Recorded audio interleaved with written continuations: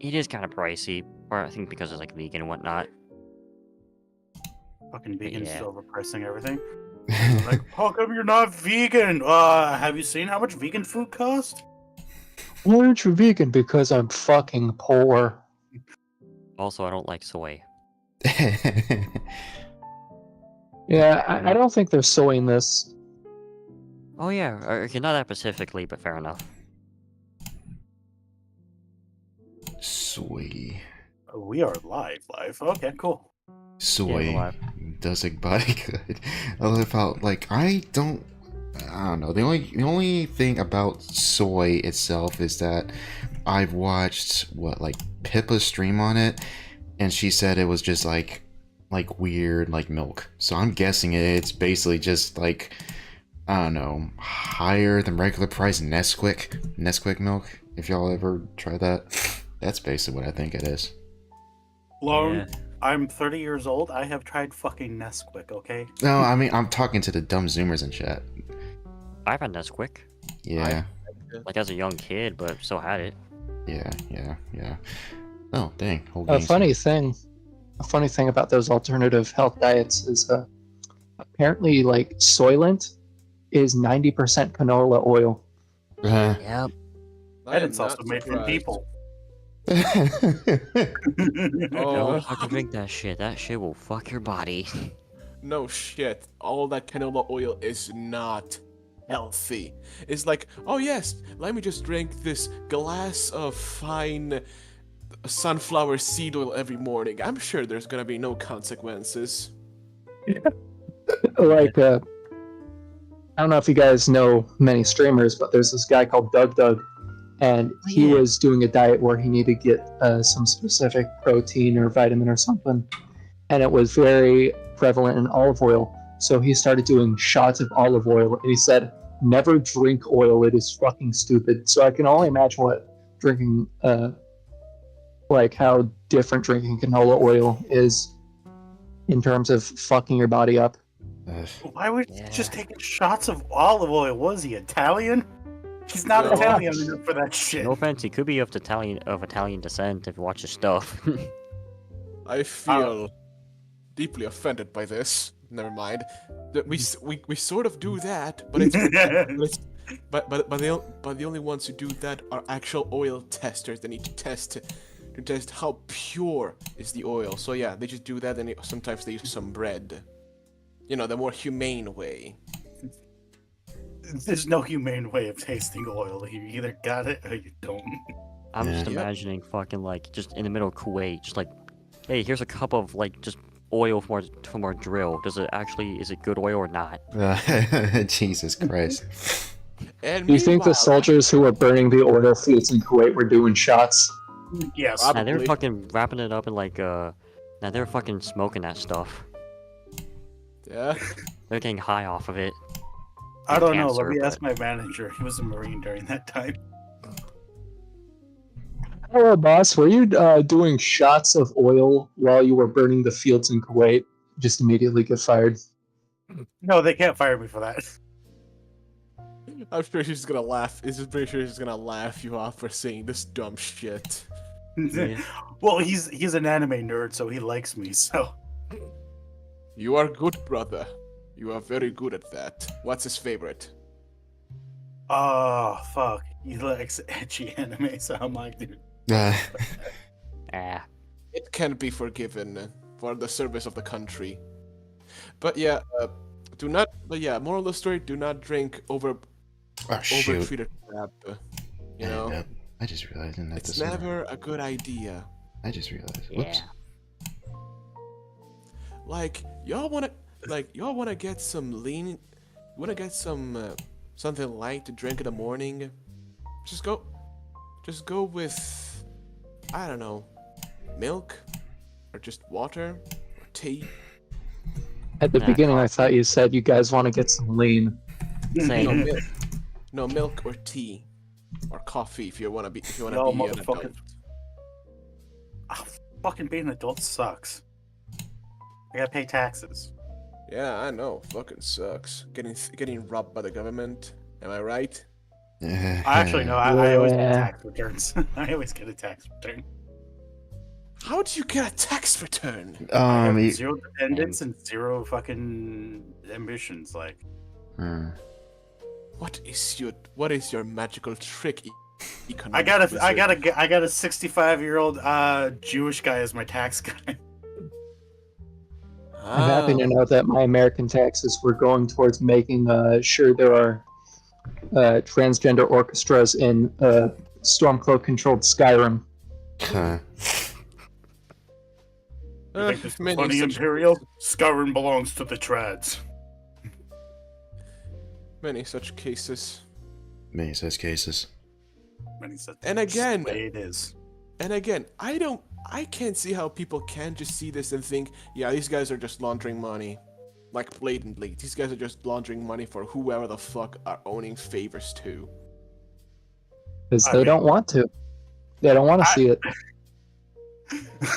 I mean, last time we said something was laundering money, 2 tires and 2 towers got hit. We only Oh, had we only had 24 hours during that, so you know it's kind of sort of a moot point.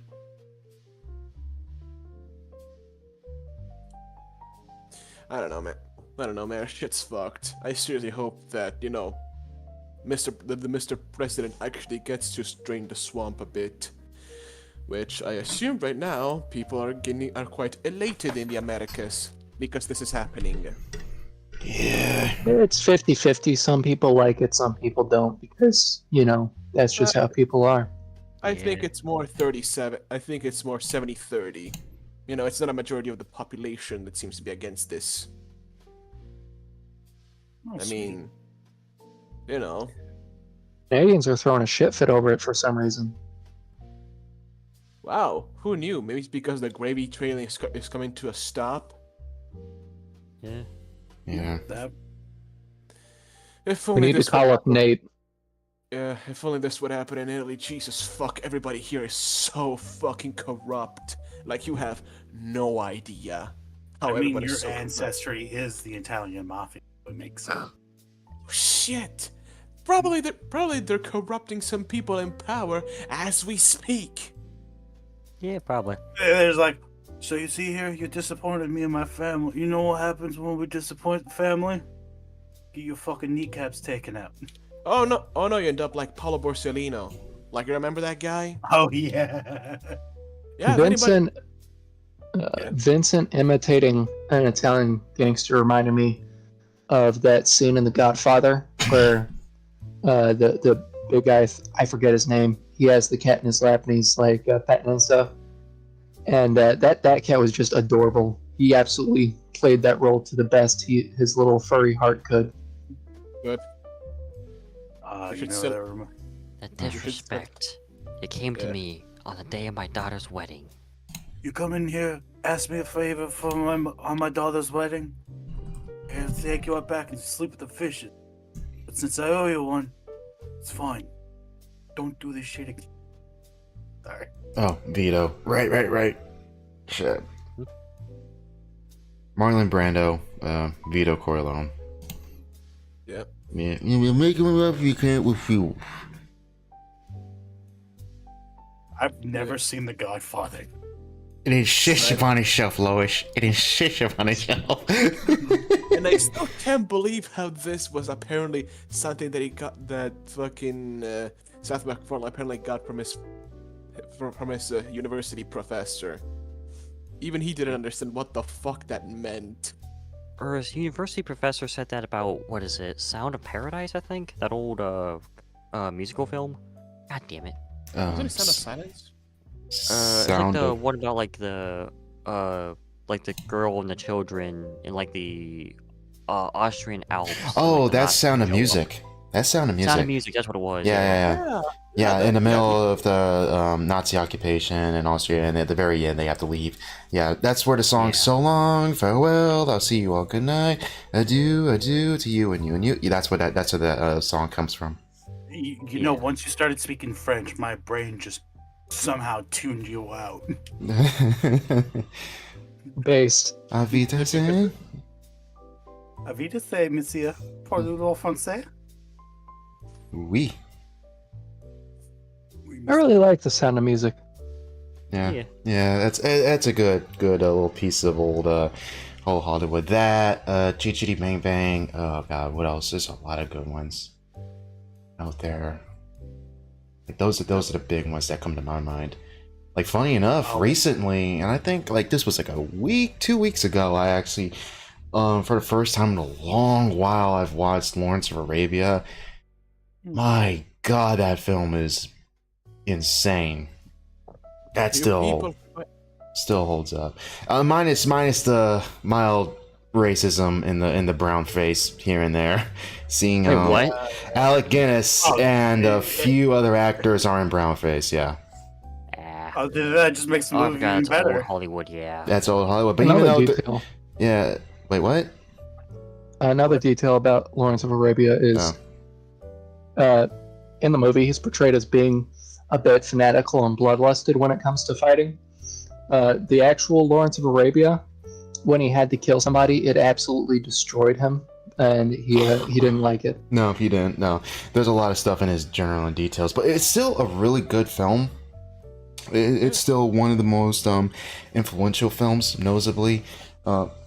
You can actually also, I mean, it's kind of obvious now, but there are other people who point this out, but like, it's like one of the many stories that inspired Frank Herbert's Dune, and you can see that throughout the film. You can see how he unites the tribes to fight against the Turks and stuff like that. And I didn't think about that. yeah, Passion of the Christ also an inspiration for Dune as well.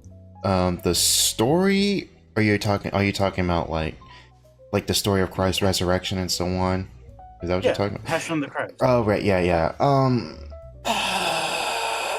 Frank, clearly, I would say it's more so off of like political fanaticism and using that. I wouldn't say he drew true parallels to Christianity, but he definitely drew a lot more to like Islam, I would say. And you can actually see that, especially how the Fremen are portrayed in the book, more so in the newer film.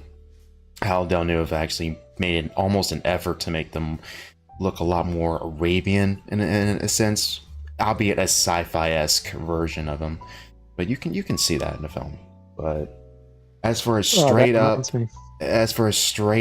like, oh, he took inspiration from the stories in the Bible and stuff like that, maybe not. But in terms of influences, all I've seen and heard is Lawrence of Arabia, the stories of T.E. Lawrence, the stories of like the tribes in the Arabian territories in the Middle East, and mostly some aspects of Islam, and that's about it.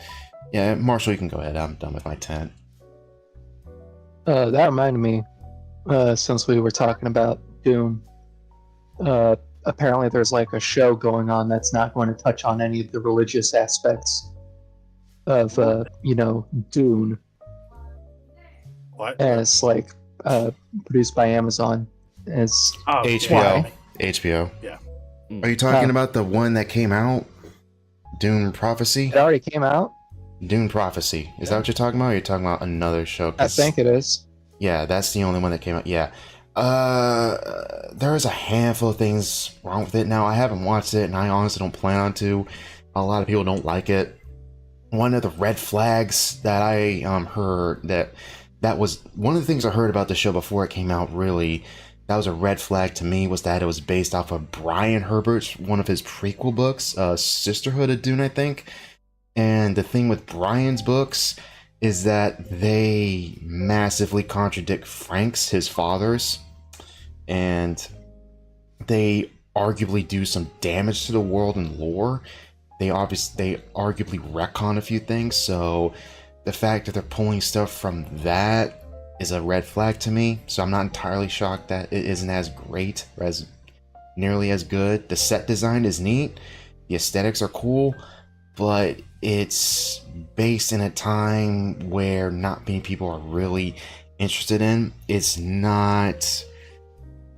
It doesn't follow a family, it follows the Bene Gesserit, and it's not really a straight up prequel to the movie. It takes place like centuries upon centuries before that happens. It's not a story of the Butlerian Jihad.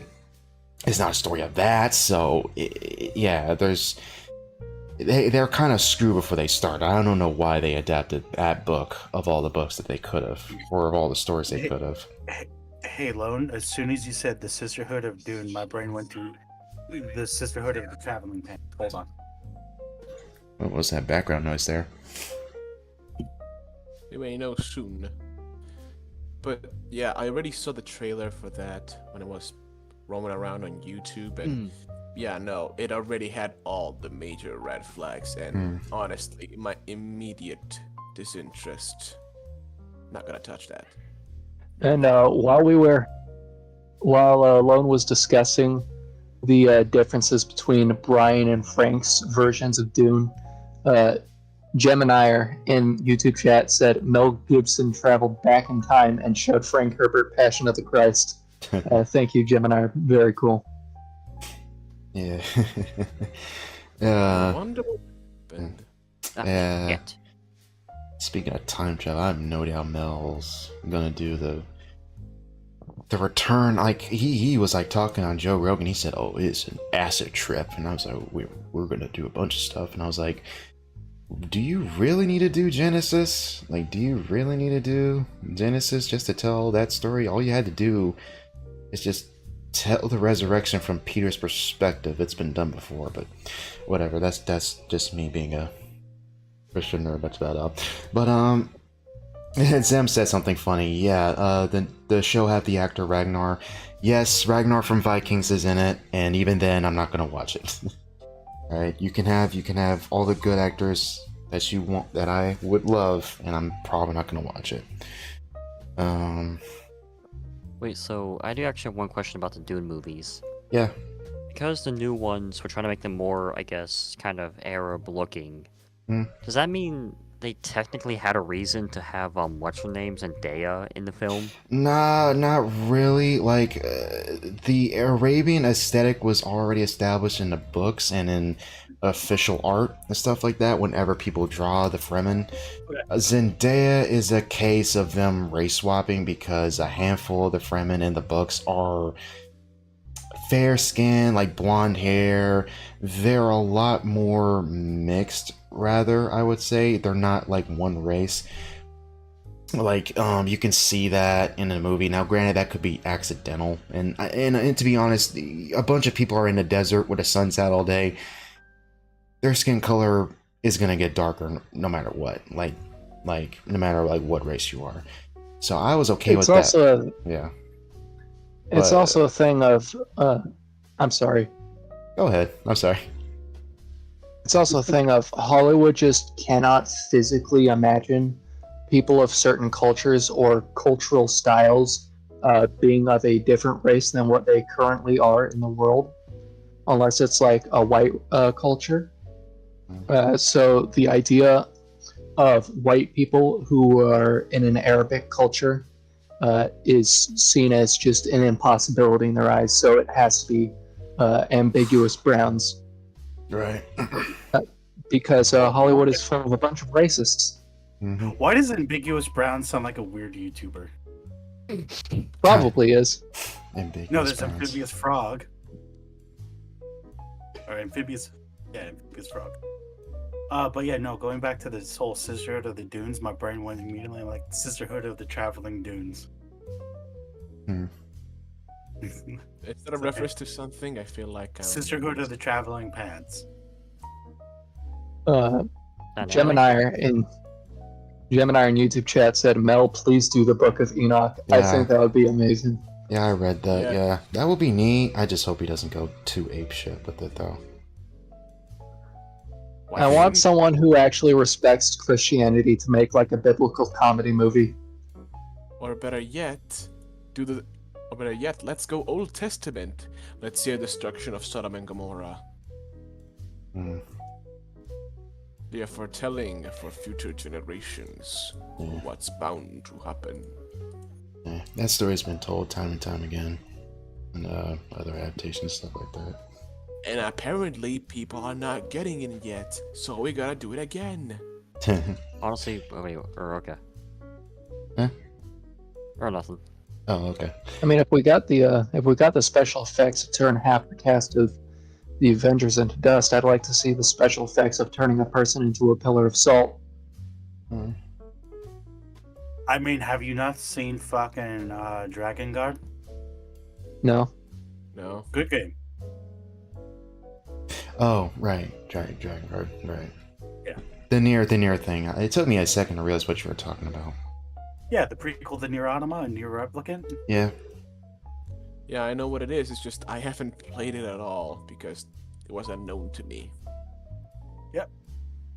Spoiler alerts for the third game. It takes place in our universe, and then that causes the whole everyone turns into fucking salt.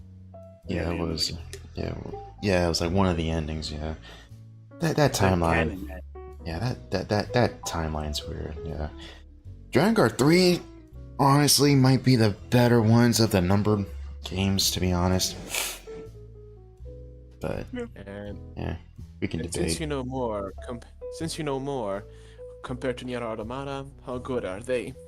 Well, if we're going off near Automata and near Replicant, the ones that Platinum Games did, they're bare bones, to be honest. 3 plays the best, if I'm going to be honest here. Is that so? Yep. Maybe one of these days I can actually go and emulate them. Yeah. Okay. Alright, how long have you been going right now that we veered off? Like, it's not that I'm complaining. Let me just see something for a minute here. I mean, how many times? 20 do you veer minutes. off every day? No, just checking. 20 minutes, they ain't bad. So, let me just get this one out of the way. last week. God, I hate BookTube. Last week was kind of nuts in terms of that whole drama. I think, like, okay, like where did my live stream end off on? Where I did talk about it, but like soon after, right? Now it was either that stream. Was it that stream, or was it was it after that Daniel got his second response in? I just need to see something for a minute. Either way, like soon after that, Naomi did her Huh? shitty. Yeah, I got cleaned up. It's your freaking mic. But like, yeah, okay. I'm just checking my last thing. Okay, so his second response wasn't up on that time. Alright, so soon after I did my stream, I did my coverage, his second response went up, and he showed more receipts. Now, I don't like Daniel, and I think his that whole situation is very stupid. I think his fiance being okay with him, essentially, kind of sort of pulling a Destiny and saying, oh, because he's okay with sleeping with a man, and that Naomi being non-binary, quote unquote, gave him some leeway, which is stupid, but that's a debate for another day. Honestly, that's their relationship, not mine. But the fact that his fiance even came on and talked some more, and he even showed receipts, actually was kind of hilarious, to say the least, in that, like, he should have led with that, to be honest. But the response video, I would say, was pretty good, and I think he did a good enough job of climbing back. I think, frickin' what followed was really insane, in that soon after Naomi did her shitty fucking apology, and even then almost quadrupled down, releasing another video after that, where she had like a call with Daniel's pretty much stalker, someone who's also accused him of bullshit. And Daniel actually pointed out and saying in his video that whenever he reached a milestone, something would happen. So that definitely seems like par for the course behavior for someone like that. So for Naomi to release a video like that was really stupid, and almost like a full 10, 12, 15 hours after that video went down, her apology went down, anything on the situation pretty much got taken down by her, which is just hilarious to say the least, honestly. And it's just kind of funny seeing that whole situation unfold. And that one tweet was 100% like, that's just hilarious. That Sam Hyde alt was hilarious. The backstabbing faggots on BookTube are gonna eat a lot of crow was an understatement. A bunch of people started apologizing to Daniel after that, which was kind of hilarious. So that's about it. That's my final record. My final stay on BookTube is that, yeah, that whole situation was hilarious. It was funny to watch. I went from feeling bad to being angry to just laughing at the entire thing in a span of a few days. So yeah, that's these are the type of people that Medicare made fun of. These are the type of people that Medicare made fun of, and they're the fucking norm in that side of YouTube. Yep. Note this keyword: BookTube sucks, and fuck them. That's all in my stance there. Only channels that I really know of BookTube are Strange Aeons and Crimson Rogue, and they're the most entertaining, and I just can't get into that side of YouTube even with them.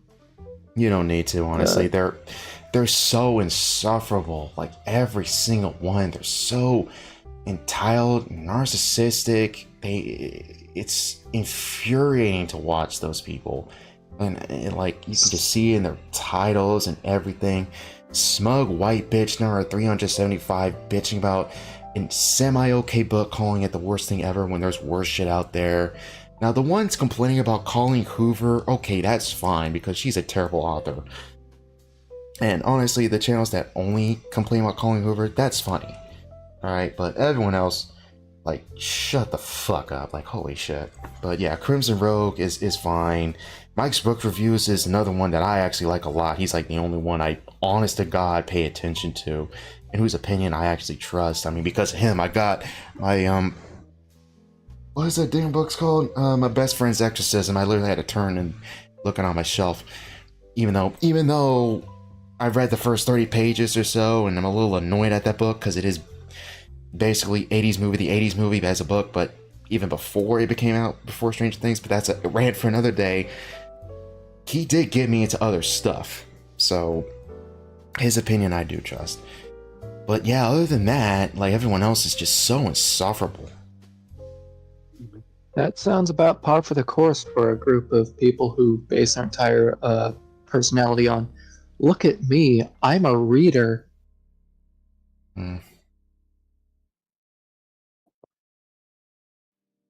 Yeah. And I saw something like, I assume that the guy you were posting about in general for a while is the subject of that rant. The guy whose wife made a false rape threat or rape accusation. No, that was his. Well, actually, it wasn't even related. That like Naomi and him just had like one fling. They were friends at a point, and that dissolved over time. It was like right after that, like after their time in Vegas, like they kind of parted ways, and neither of them liked how events like turned out. It was like this fling that happened, and they both kind of like left it feeling shitty about themselves. Like Naomi even talked about like how shit. Even Naomi talked about like in a private video that she sent to Kayla, his Daniel's actual girlfriend at the time and current fiance, that she's like, I'm sorry that I put you through this torture. I've been in your spot. Now I am the person who's torturing you, basically. Only to come back right around like almost like a year and a half later, almost inadvertently causing her even more pain and suffering. Like because of her, like a bunch of shit went over to Kayla. And if I'm kind of circle back, like to be honest, the only one in that entire saga that I feel bad for is Kayla, Daniel's fiance, because there was a lot of shit being flung at her around the time before he even responded. It's an interesting. I don't know much about BookTube, but I did hear a little bit about Book Talk, which is apparently like BookTube for TikTok. It's cancer.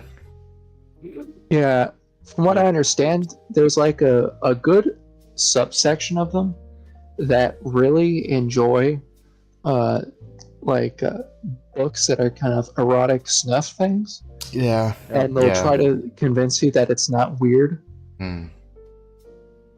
Like Onision. Yeah. What? Oh God, I used to watch that guy in middle school. You know. Yeah. I think you talked about that at one point. Yeah. That was Yeah. kind of hilarious. Crimson Rogue's videos are still funny as hell. Oh yeah. Reaper's Creek is the worst book I have ever touched. I And it gets remember. even worse with Stone stabbing him. I remember back in the day, Elvis the Alien made a video where he tried to like tear down Onision while also claiming that he didn't hate the guy. And looking back on it, I don't think it's a good idea to say that you don't hate the guy, because he's a massive piece of shit. Yeah. Hate is justified when you're dealing with this human garbage, seriously. But yeah, do I need to remember his highest point of culture? I'm a banana. And he somehow got on Tosh Porno. Onto what? Yeah, Onision was somehow on fucking Tosh Porno. I have pulled this up. I have Yeah, stated yeah. this. Yeah. On what is it called? Tosh.0? Yeah, it was just like back in the day, early 2000s kind of thing. You're a comedian, Tosh. It was- Okay. I remember Like that. a talk show or something? Yeah, Tosh.0. I also remember What? Onision was my introduction to Death Note, because Onision really, really loves Death Note, and he made like a few videos about why it was so cool. And one of them, he has a joke where fucking Ryuk butt fucks Light, Oh my god. and both Ryuk and Light are just him in costumes and makeup, and it's like maybe it wasn't a good idea for like 12-year-old me to have unrestricted internet access. You think? Yeah. No, like I'm not trying to be like a. When I say that too, I say that because I also was the exact same. RBB, that was fun for like 10-year-old me.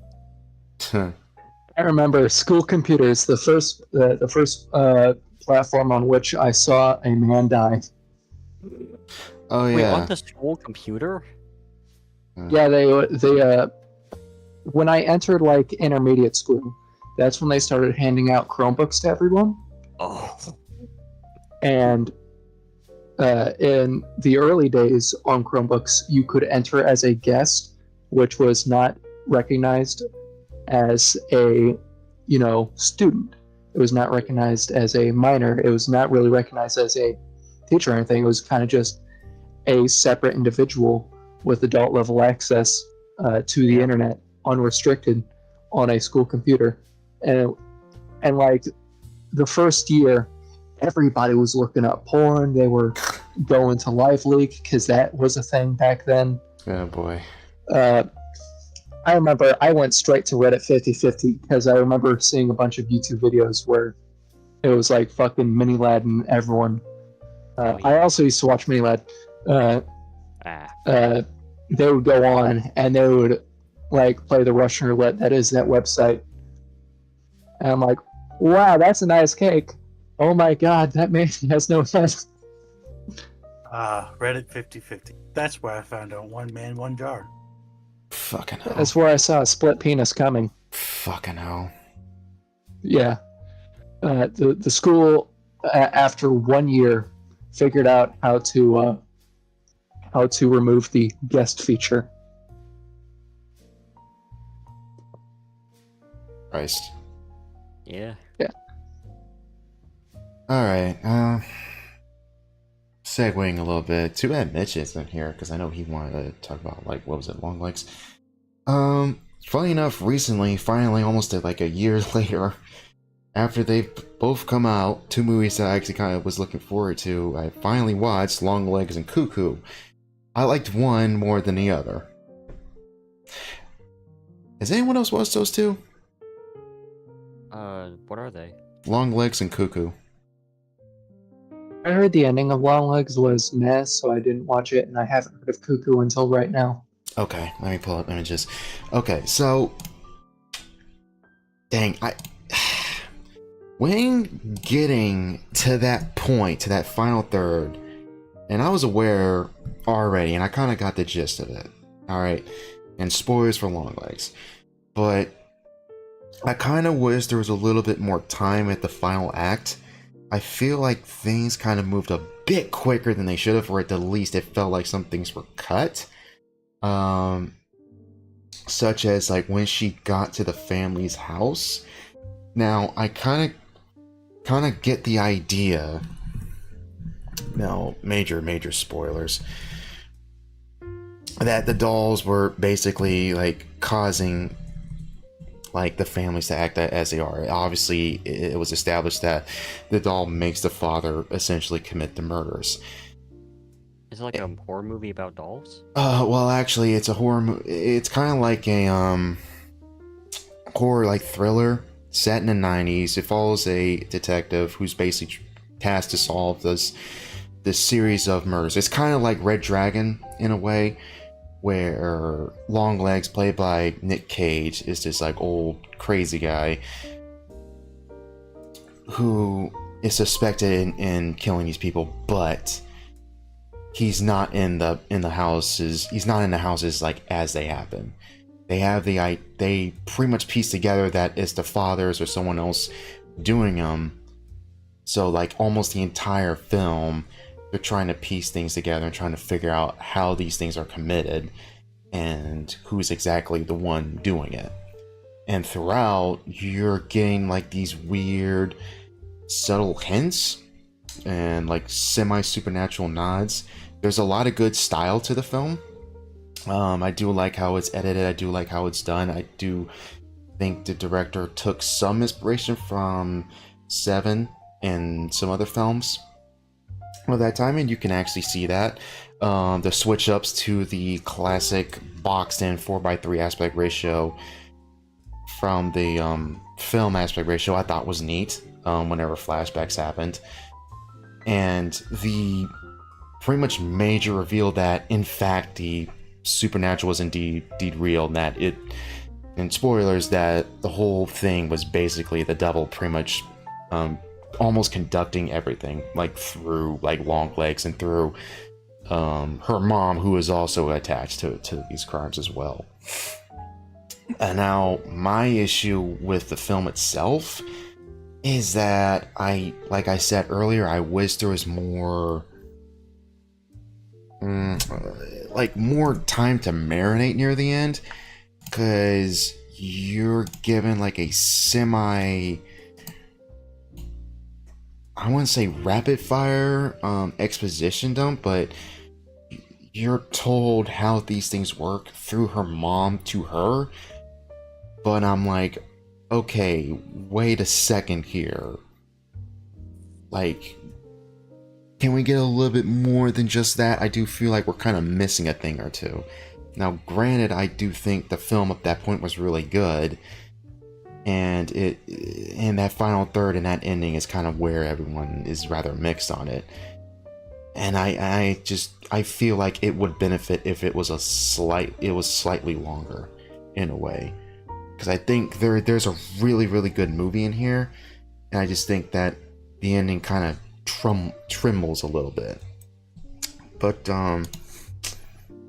let me just share this to you guys first before I show chat. But yeah, I mean, like, I like the film to an extent, and I won't lie, like it honestly shocked my ass, and I'm not an easy person to jump. Like, there was some like subtle like imagery here and there that's actually like clever and unique that I don't see often. So there was clearly a lot of effort and talent put into the film. So From what I'm seeing here, it seems like the movie just thinks you're just figuring it out. Like, oh, you got the pointers? Good. So just figure out the rest for yourself. This is how it is. That's it. Nah, kind of, sorta. I would say kind of, sorta, if anything. Doggone it. Oh wait, there we go. That's a better image. That's a better image. There we go. That's my honest assumption. That's what I'm saying. Right. So I guess that's kind of my assessment on Longlegs. I liked it. I just wished there was like a different like cut like out there. I kind of wish it was better than it ended up, but OVL main. There we go. There we go. Now, Cuckoo was one that I actually liked quite a bit. And funny enough, I actually had this discussion in the Weaponite Nerd Rage's server with someone where our assessments were the opposite, where he liked Longlegs more than Cuckoo. I like Cuckoo more than Longlegs. Now, Cuckoo, from the trailer, seemed like it made it seem like, oh, there's this weird place in Germany and weird things happening with this family. And you actually watch the film, there's a lot more going on. And I think it does a pretty awesome job with the mystery, and it does a good job of pretty much hooking you in, where at first weird shit is happening, but you're still invested, and you're slowly getting reveals as to why this weird shit's going on, why they're there, and how this comes together. And by the final third, I actually liked how things ended up and resolved themselves, honestly. And Hunter, fucking Jules from goddamn Euphoria, shockingly enough, was actually pretty good in it, honestly. And she actually held her own throughout the entire film, even working with some classics like, some of the actors in the cast who are really good actors, who I don't remember their freaking names. I know Dave and I know Clive, the other one. And like, they're really good. They're really good. So, and the fact that she held her own was pretty solid, though. So, and also another film with good style and attention to detail to it too. I actually liked how the cinematography, set design, and the costuming was actually pretty well done. They did a good job of doing the weird thing where it takes place in modern day, but they did a good enough job of making it look like it was the 70s, which was neat. Albeit a little distracting because she has like a smartphone and literally everyone's operating off of like 70s like stereo and like old cars and stuff like that, but it was still pretty cool. So yeah, I guess that's my assessment for Cuckoo, basically. Kind of wish I saw it in the theaters, but better late than never, I guess. Yeah. Yeah, kind of cool. I guess with your point with the first film, one thing I thought was interesting about that is you mentioned the whole like a lot of movies have like a honestly they have like, at least not all movies, but like just with that one reminded me of was it Heartbreak Ridge, where like the ending felt rushed and didn't give you enough time to understand it, kinda. Yeah. Heartbreak Ridge. I wonder if that's an issue with like movies nowadays, or if that's literally just an issue with, I guess, those two. It depends on the film. It's definitely a case of it depends on the movie. I just feel like that one needed more time. Like I think that one kind of bugged me more. I think that kind of bugged me more than Nick Cage's acting. Honestly, I know like that was like one of the other bigger criticisms of the movie. And considering Nick isn't in it that much, I mean, yeah, like, especially how he acted, and funny enough, he acted kind of like how he did in some of his 90s and 2000s films, the way he yells and shit like that. Like Vampire?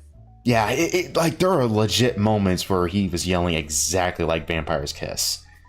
Like, Vampire's Kiss and Face Off. Like, there are a couple screams in this movie that I'm like, okay, that sounds like 90s Nick Cage right there. It doesn't sound like crummy movie 2000s Nick Cage. That sounds like 90s Nick Cage. And that's what we want to see. Yeah.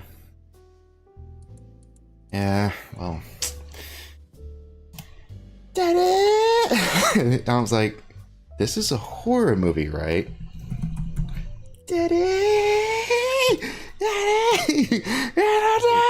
It's so stupid. But, like. Okay, now I got my interest because I need to listen to it. Yeah. Nicolas Cage is a treasure. A national treasure, you could say. Nicolas Cage! Yeah. I think one of my favorite Nicolas Cage yells is during that one scene in Kick-Ass where he's burning alive and he's trying to give Hit Girl instructions. Oh my god, yes. And he's like naming comic books and stuff as code words. Oh my god.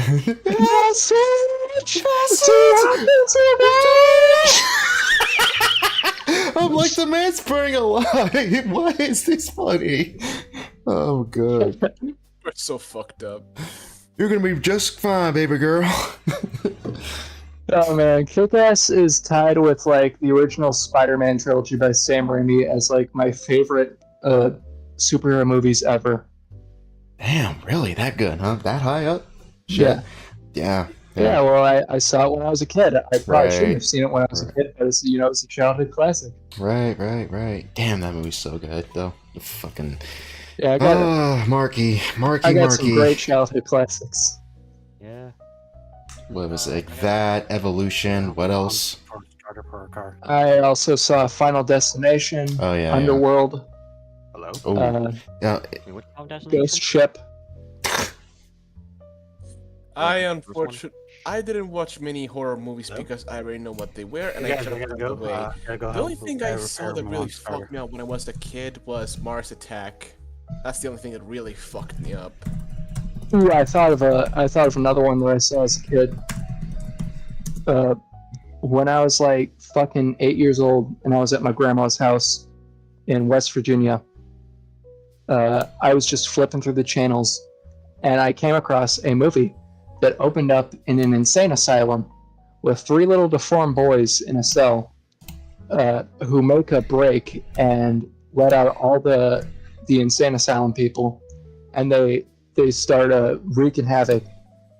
That is the opening to Wrong Turn 4.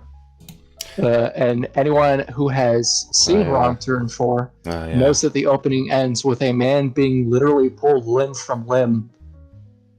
And another thing about Wrong Turn 4 is it takes place in West Virginia.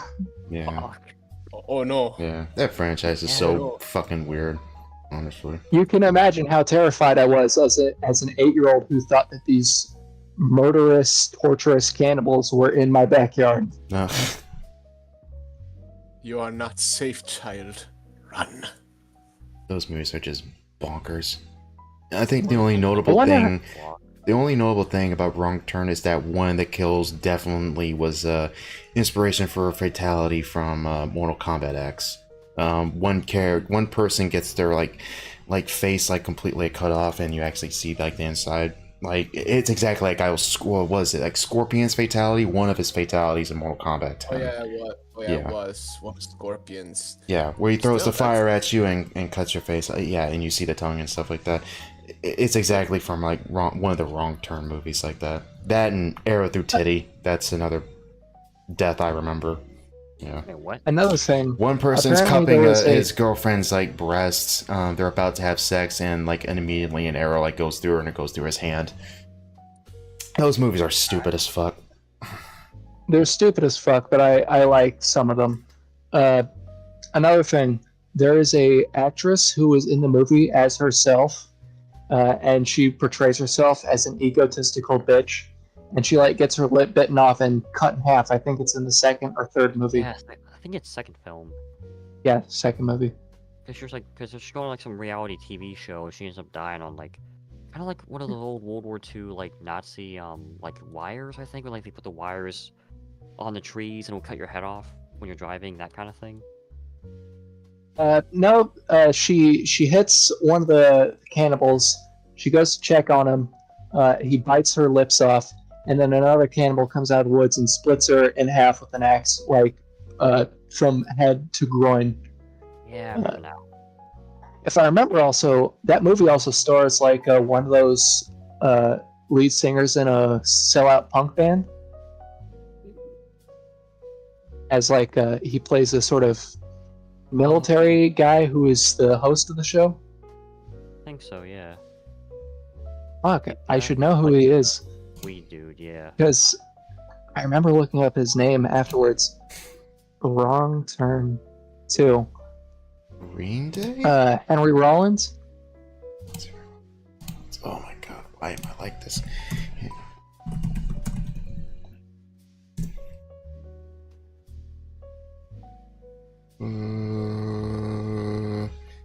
State of Alert. Oh, that one? Okay.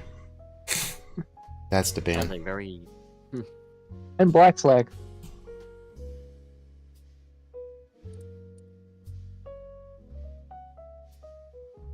Yeah, knowing what I know about Wrong Turn 4, because like some years ago, I did actually decide to watch through the Wrong Turn series, which I wouldn't recommend because it's not really that good. I wonder how much of Wrong Turn 4 was actually being aired on TV that day, because there is a lot of sex and nudity on it. Yeah, Okay. probably.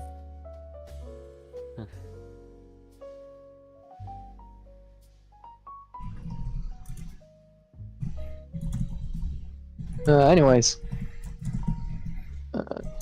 Okay.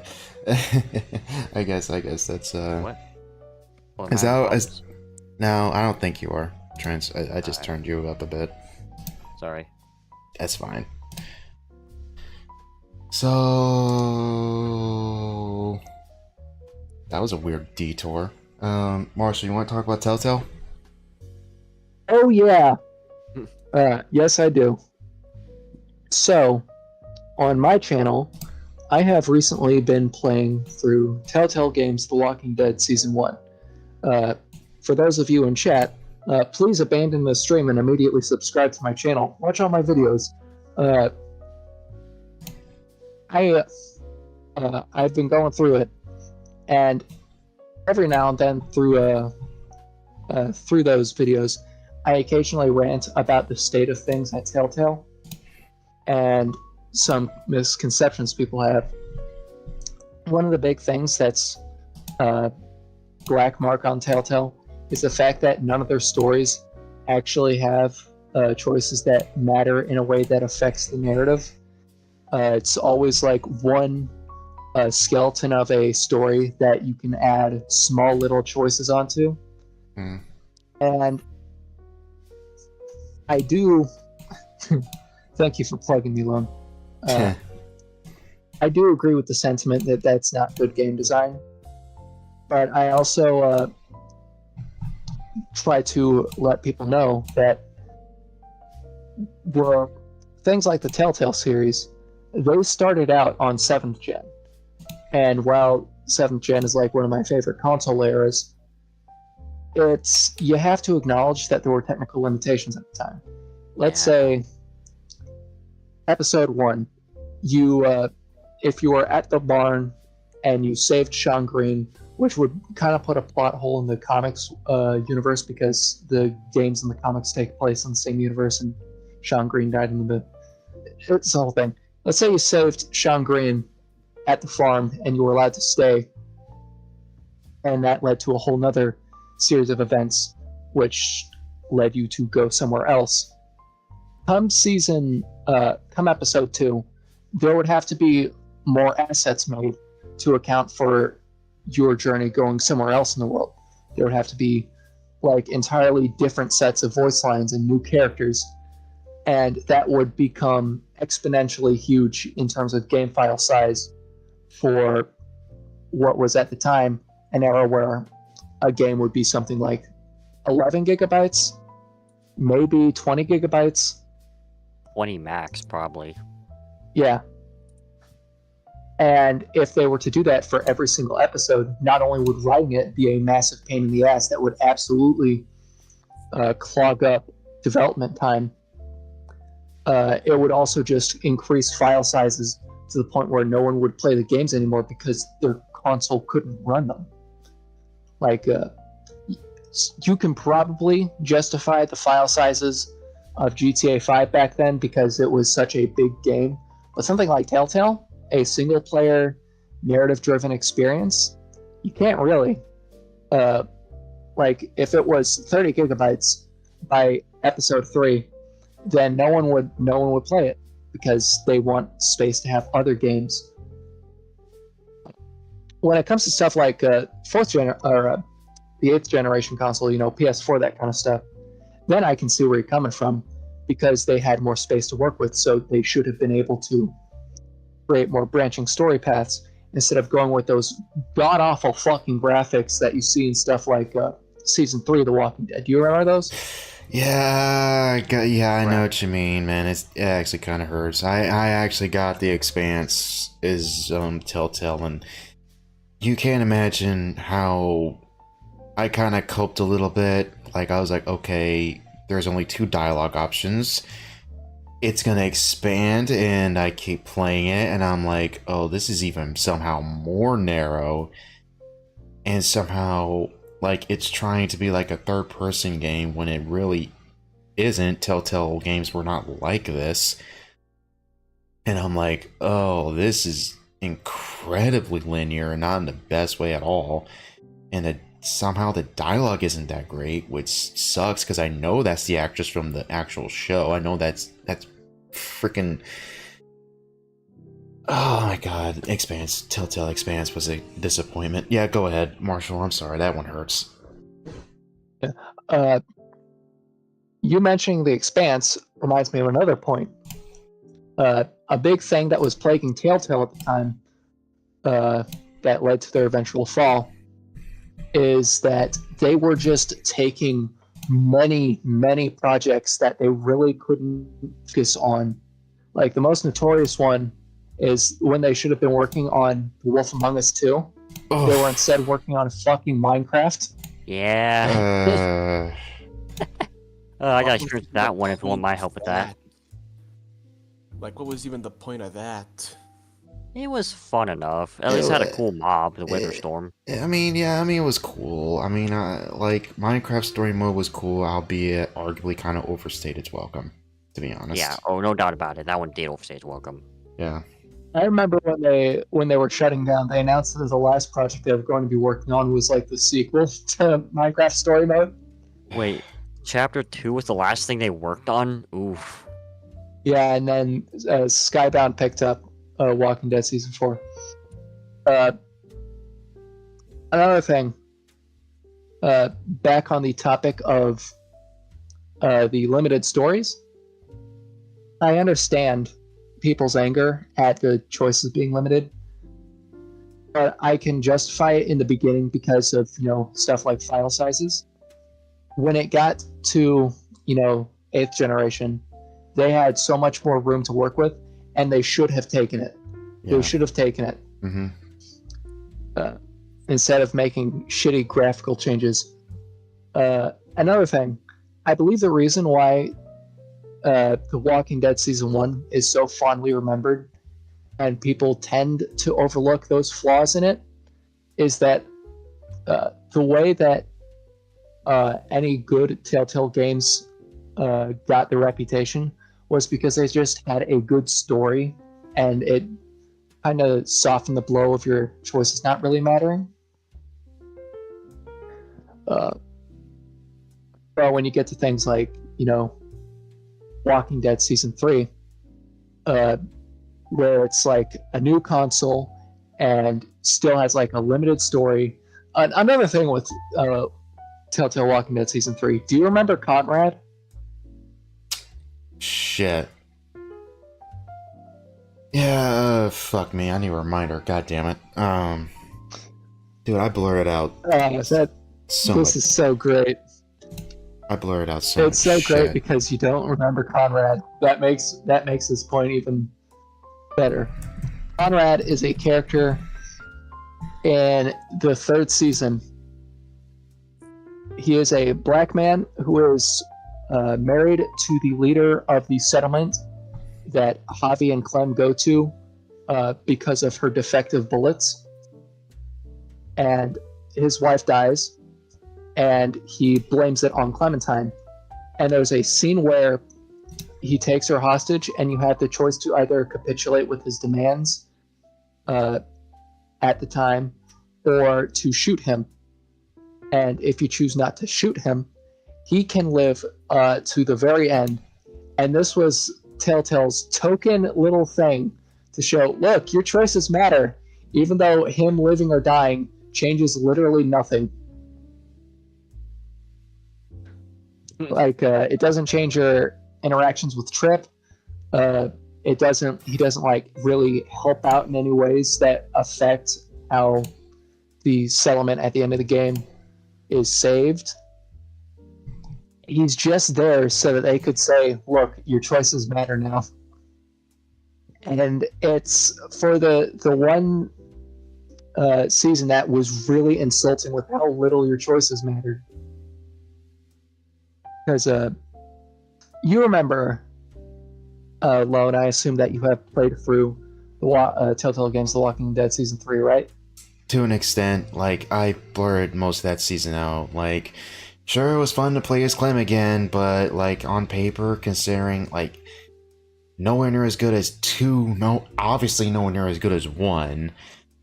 I honestly, like, you can ask me a detail about that season, and I'm like, dude, shoot me, I honestly don't remember. I don't even remember, who was it, Javier?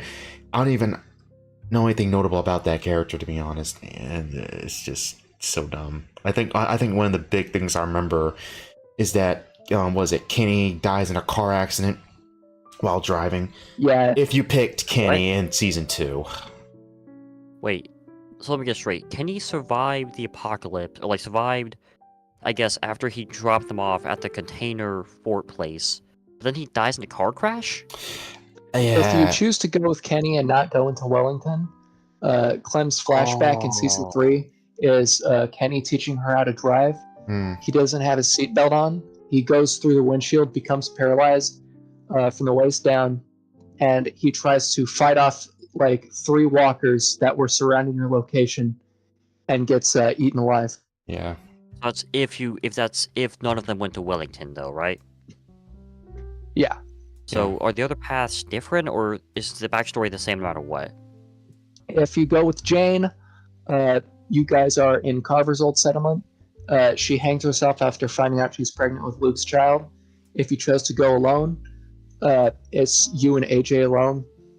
You break your finger and lose it in a car door. And if you do what I did and took the Wellington ending, Wellington, the super secure area and the cold area, gets sacked by unnamed raiders, and you and AJ have to leave. At that point, is Kenny's fate unknown? That ending? There was going to be a thing where they implied that he killed himself, but they never went through with it. Alright. Considering the shit he went through, honestly, I wouldn't be shocked if he did. Yeah, fair. Ray Cortex in YouTube comments said they were also working on a Stranger Things game during a move to Unity before the studio went bankrupt. Yep.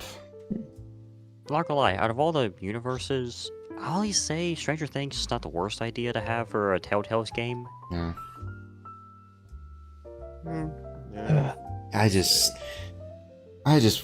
part of me wishes that they do a Wolf Among Us, but the studio is nowhere near as good as it is clearly is now. It's quite apparent that, the writers that were there in the beginning clearly are gone, and you can feel that.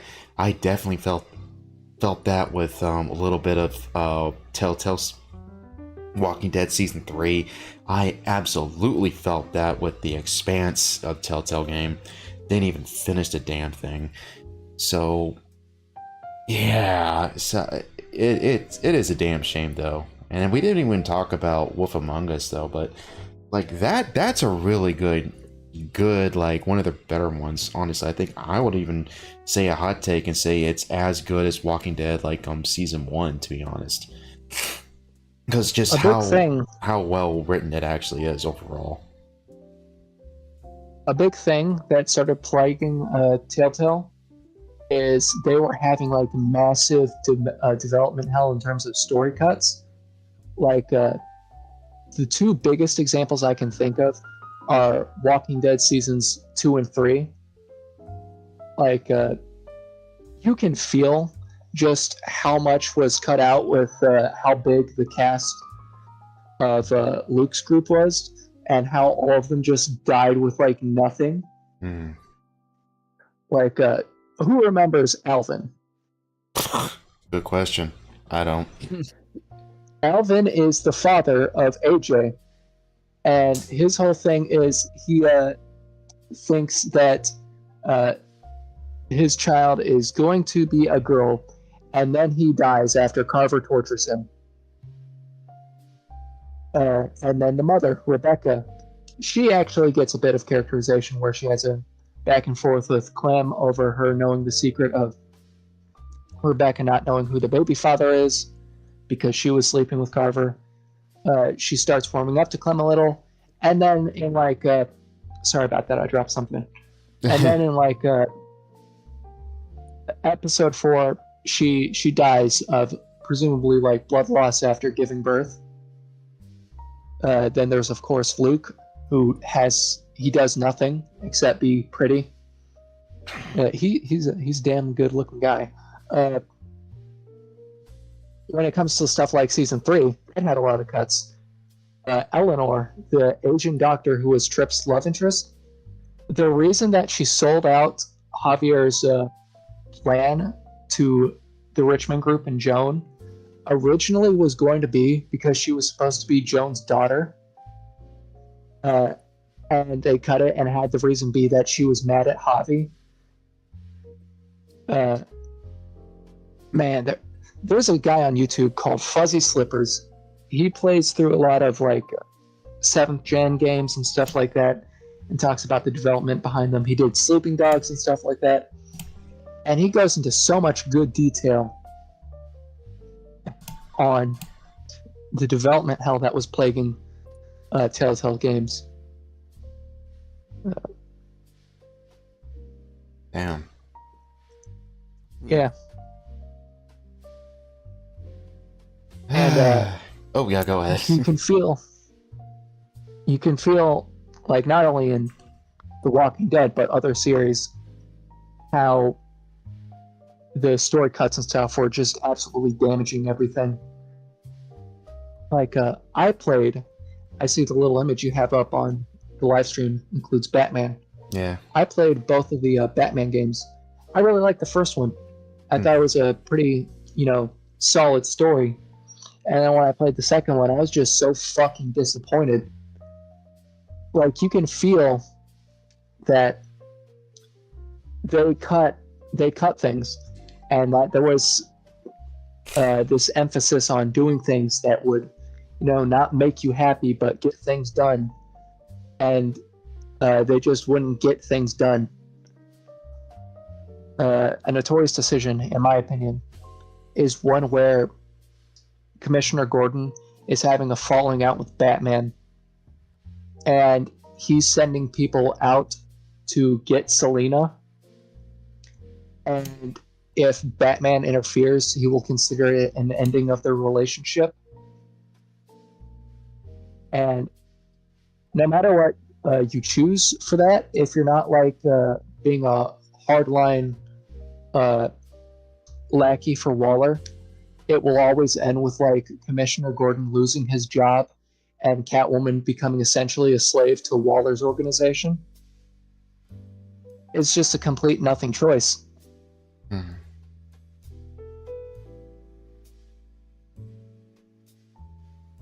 You got any input on Telltale Games? I think you kind of took it all, honestly. Like, this, like you kind of said, this was kind of a issue that they've had for a while, and that as time progressed, they clearly lost writers. They clearly cut stuff. Things ended up in development hell a lot longer than they had any right to be, which is kind of hilarious when you consider how, honestly, like, how simple these games actually are.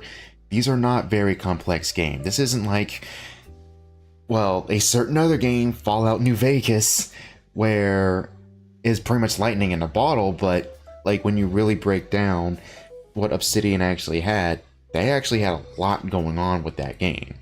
Like there's a lot of stuff that you can do, and you can sequence break, and you can do all sorts of stuff. With Telltale stuff, it's like you have, well, it should be, especially like how Marshall puts it, how you put it, like how it should have happened in later generations and current generations, and that there should have been more branching paths and more options. But instead, we get the illusion of choice, and that things ended up in one direction anyway.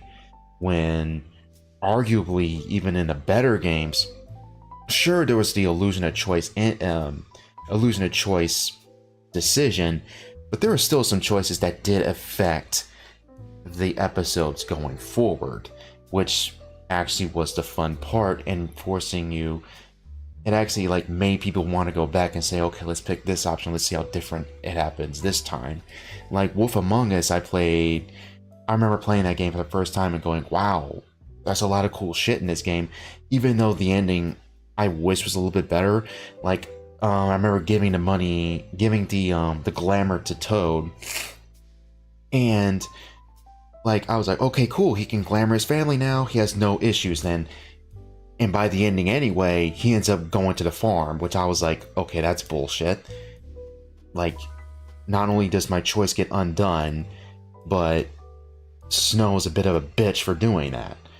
But whatever, that's just one of several examples. But even then, there's still a handful of choices that you actually had in that game that do branch out and do change how the things laid out, even with its limitations.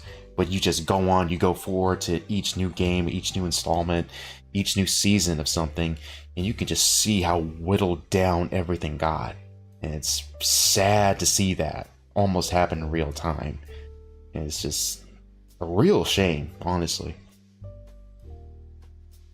I think Walking Dead got a bit lucky when it was picked up by Skybound, because since it, I think it was given this courtesy because it was the ending of the series.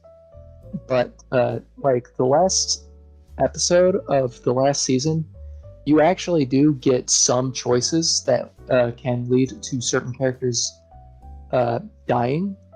Like there was a character named Minnie who is part of the enemy group, and circumstances around her can lead to one of three characters dying. And since it's the end of the series, that's a pretty permanent decision that affects the ending. But,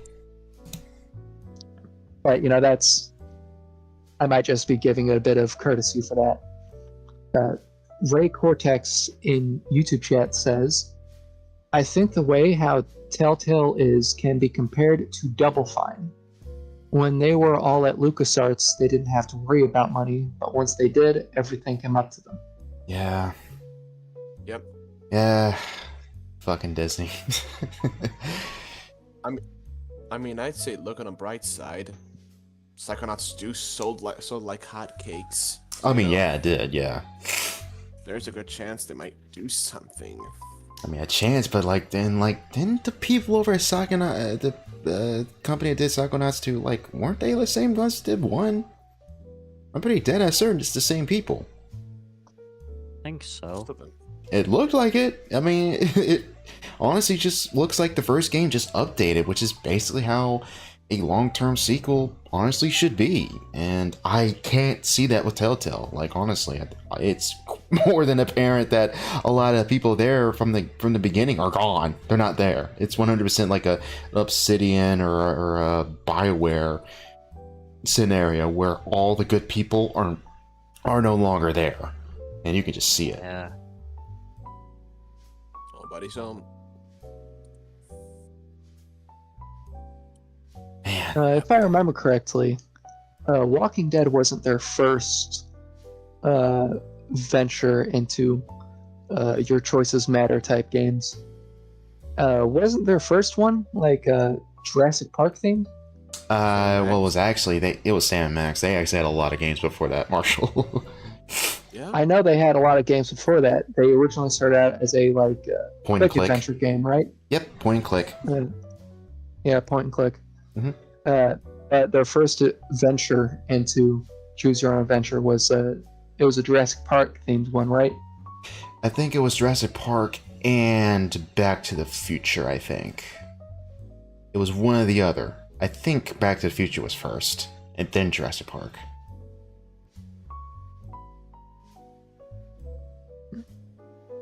I wonder how successful their Walking Dead game would have been if it had not come out after the TV show. Because it's a good story, and I do like it. But I do feel like it got as much of a signal boost as it did because it was during the zombie hype of like 2012. Funny enough, that's actually why my dad bought the game. Because I think because of the TV show. I wonder if there was like a late 2000s boom in Jurassic Park, if their Jurassic Park game would have been the big thing.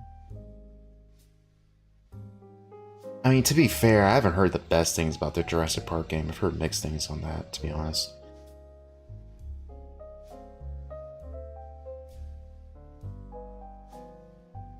I mean, to be frank, I don't think anyone really talks about that game, to be honest. Oh shit! Yeah, Courtney. 117 actually brought up another point, and like, kind of showing that most of the stuff they did isn't that memorable. Yes, they did do a Game of Thrones game, and honestly, I think season 1 was pretty decent, and it sucks that that's the only season they did. To be honest, it clearly leads up to a season 2 that never happens. To be honest. I know it's sacrilege to say that I haven't played this, but I've heard that Tales from the Borderlands is a very good game. It is. Although I don't know if it was actually made by Telltale or if it was made by Gearbox, because I think it might have actually been made by Gearbox. I think it's both. I think they had people on Gearbox on the team, because you can see that because they had characters from 2. You had, what was it? You had, Scooter, his sister. You had Zero. You had a bunch of characters from 2 and 1 in it. And even then, it's like, it is canon to 3, kind of. Because don't they mention, isn't like, Scooter does die in Telltale, or at least a version of it. I don't know if he dies in every choice you get. But they do reference events from that game, and not only that, doesn't Reyes show up in one of the games? Does he show up in 3? He shows up in 3. Yes, okay. I thought that Scooter died in the DLC for 2. No, he dies in Telltale. He dies in a Telltale game. Catch a ride! Catch a ride! His last words, man. I was like, shit. That's woof. And honestly, yeah, like, and it has the style. It has the style of humor, as annoying as it is now, because that's everywhere now. But it still felt like a Borderlands game. It was under the guise of a Telltale game. So it's quite clear they had the writers from Gearbox working there, also like helping them out, like and saying like, hey, this is how it is, this how this is, this how this works. You know what I mean? Like, yeah. Especially since they had the voice actors and everything show up. Like, Handsome Jack actually shows up in that. I think he was one of the people. They basically like, they knew that he was one of basically the faces, so they were like, yeah, not bring him in. Yeah, even if he's just a voice and raise his head, like, it's still pretty awesome to see him. Yeah. I remember. I don't know if this is true or not, but apparently, like, there's a scene in Tales from the Borderlands where they're in a hallway, and Reyes has an option to go down the hallway and like give the bird to a bunch of like screens with Handsome Jack's face on it, and it's labeled as flip off the screens. And the reason that it has him run down the hallway and giving the bird is because that was actually a miscommunication, and the initial scene was supposed to be where he's going down this hallway and like turning off the off switch to all the screens, and it like became one of the most beloved parts of that game. Dang, I honestly didn't know that. Like a lot of this shit is mostly just coming back to me. Honestly, this is like 2014 or something like that. I was like, oh shit, that was pretty fun. And Ray Cortex in chat points out that Telltale with Anthony Birch writing and/or consulting. Yeah, that's very apparent with the game. Yeah. And then you got the sequel to Tales from the Borderlands with the new art style and the the California isms. Yeah, my god, that fucking season's bullshit. I've seen reviews of it, and I was like, what the fuck did they do to this game, dude? I'm like, no, the season 1 was so good. Why did you do this to Reyes? Why did you do this to the characters? It's like, what the hell? So I was like, wait, Reyes, is that the fucking Hyperion employee? The Hyperion employee with the middle arm, played by Troy Baker. Yeah. Yeah, or wasn't he? Honestly, I thought he was kind of ruined in fucking Borderlands 3 before. He kind of was, yeah. Like, Troy wasn't voicing him, but that's the one time I'll complain about Troy Baker not voicing somebody. But him not voicing him, which created a disconnect. It was obvious in his attitude and writing was completely different to how it was established in Tales. That whole thing's a mess. There's a lot of things wrong with 3, honestly, in some aspects. It's sad and silly. You want to know something that really hurts me with Borderlands 3? What? I was really hyped for it when I heard that Model 1 was gonna be a big part of it, because I absolutely loved playing with Model 1 weapons. Fair enough. And the reason I loved playing with Model 1 weapons was the elemental stuff really synergized with my main, which was Maya. Oh, you're a And you know what happens to Maya in that game. yeah. Yeah.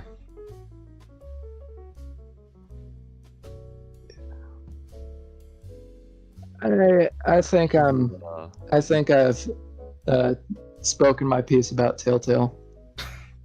Yeah. Those fucking twins. Those fucking twins, dude. How the fuck do you go from handsome? You go from Jack, you go to those two little shits. I have no idea, man. It's called firing all your good writers, or they go insane off of politics. Yeah, and So, writing Randy. Randy squirting as a form of magic, Pitchford. Yeah, oh my god. Oh my god, don't remind me of that shit. Wait, Fucking what? the hard drive. Trench, don't you remember this? I thought, didn't we talk about the this hard one drive. stream? The hard drive at medieval times, yeah. The squirting shit, and him being a shitty magician, and him ripping stuff off, and him being an absolute piece of shit. Yeah, that whole fucking shit with Gearbox is insane. Like, The fact Jesus. that he was not fired is honestly bizarre. I have a Dude has I to. have a perfect image to accompany this. Likes a bigot unless he's crying. Boo-hoo, like a big fucking baby. Oh my god, Marshall. Wait, what? What are you looking? Wait, what? This is an image I have saved on my computer at all times, labeled Randy Pitchford Execution. I want to think. Okay, am I messed up for the Allah fact Akbar! that was not where my It brain looks first so high in went? that picture. That was not my first thought. My first thought is like, is he getting pissed on? But then I had to do a double take on that. He looks like Nah, Michael- he was not a fan of R. Kelly. Kurt Cobain. About to be Kurt Cobain. He will be executed for his crimes He legit- against Borderlands. I also heard apparently, sometime during the whole scandal, when Borderlands was being outed as going down the shitter. This was back when I watched The Quartering.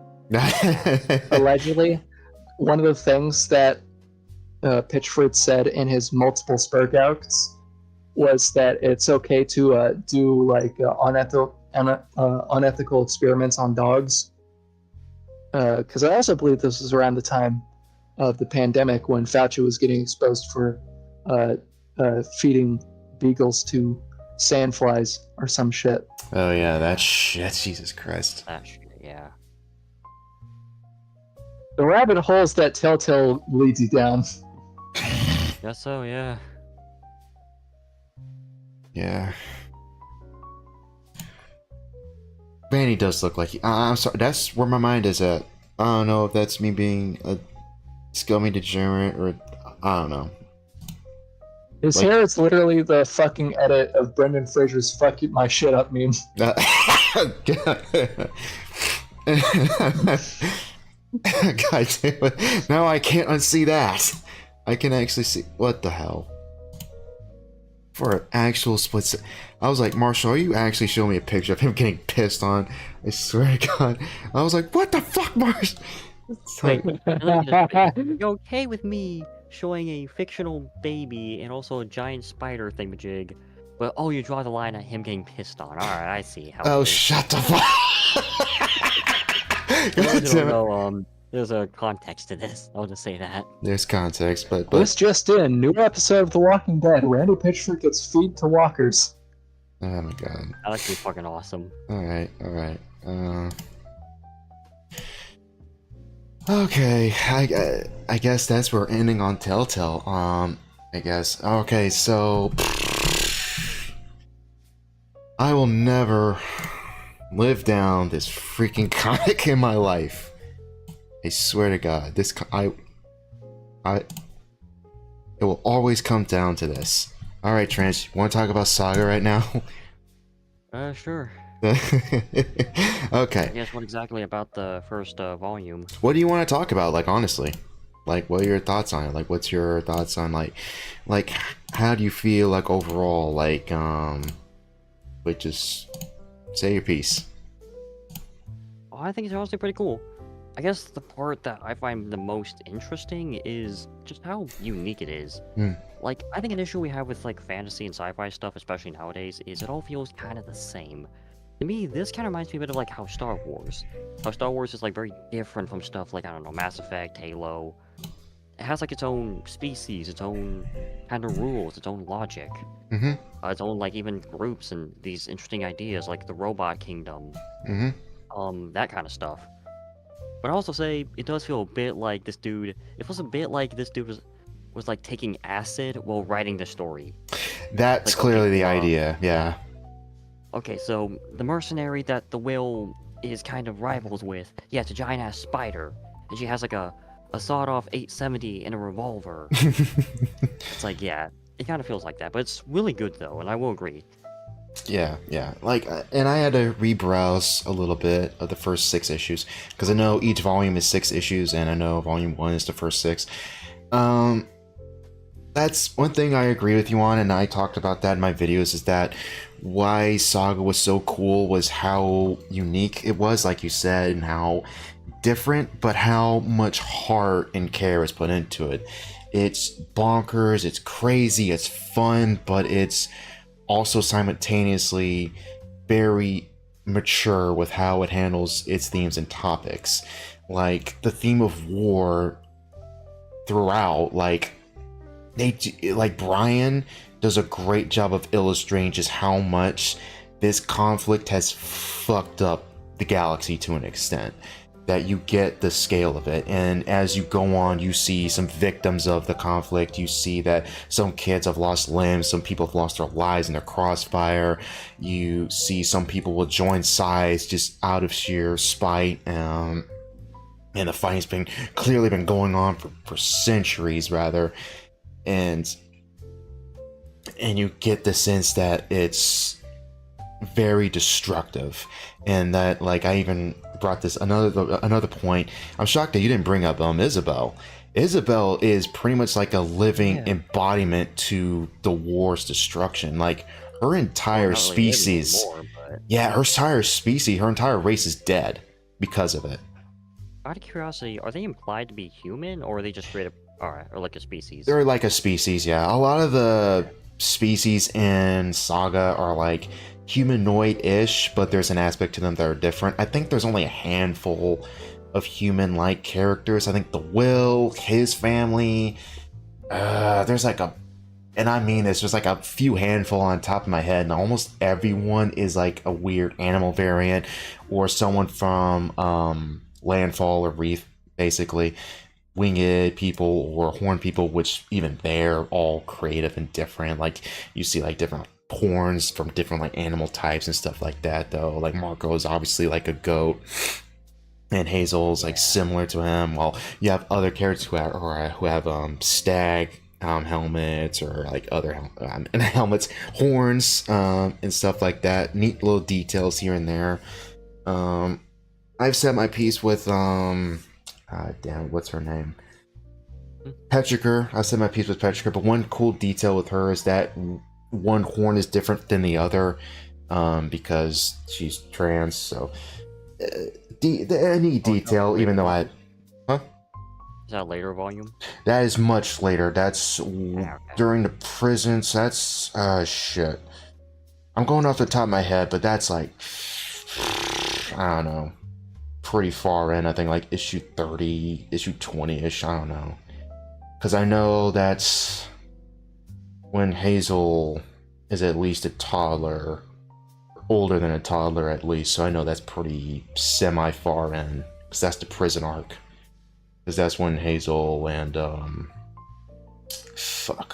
Marco's mom are in jail.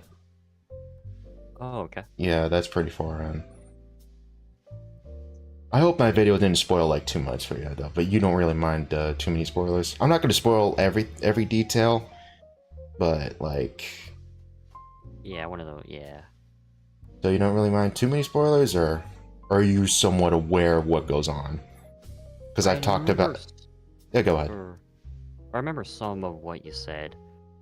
I don't remember every little detail, but I do remember some of it. Okay. I guess honestly, it's up to you. If you want to talk, you can talk. I don't really care. Okay, yeah, I'm just gonna talk about like the first volume-ish and what goes on in it, and like, sorry about that. But like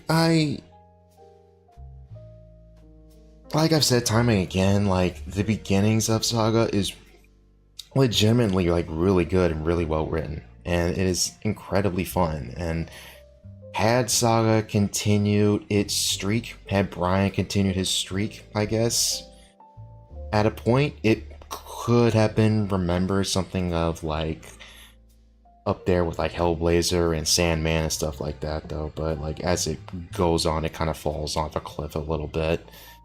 But I will say recently it's been coming back, even though we're clearly under another semi-hiatus. There hasn't been another issue for a minute. It's his upload times are very sparse, to be honest. But like overall, the beginning of Saga, like first few like volumes are like insanely good. Kind of circle back on questions, like how do you feel about like Marco and Alana? Like, how do you feel about those two? If I had one little kind of goofy thing about Marco himself, I understand why he did it, but it feels a little abrupt.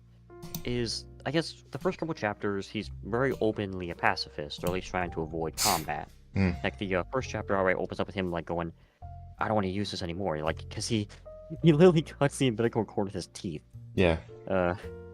But then by like chapter, I think it was 3 or 4, when that small patrol showed up at the ship, like that weird little thing, he just kind of goes, he just kind of attacks, or he just basically fights him off without any hesitation. Yeah. Like I do like that he kind of goes a little berserk during it, and it takes Alana to kind of knock him out of it, literally with a stun gun. But it just kind of abrupt from I don't want to fight to all right, let's. I'm about to kill these people, that kind of thing. I think that's the point. I kind of always saw that as a character flaw for him.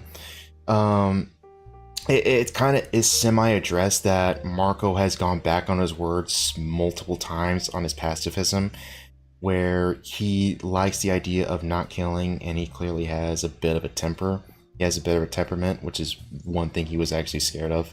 Like after Alana like knocks him out with her little like heartbreaker, He just looks at the sword and he looks back at her and says, "What would I do without you?" It's like he is kind of aware how destructive he is. And as the series goes on later on, it clearly shows that this has been an issue with him that he struggles with, honestly. But I think it's done really well. I think that's clearly the point. Him being hypocritical is clearly the point. All right. And how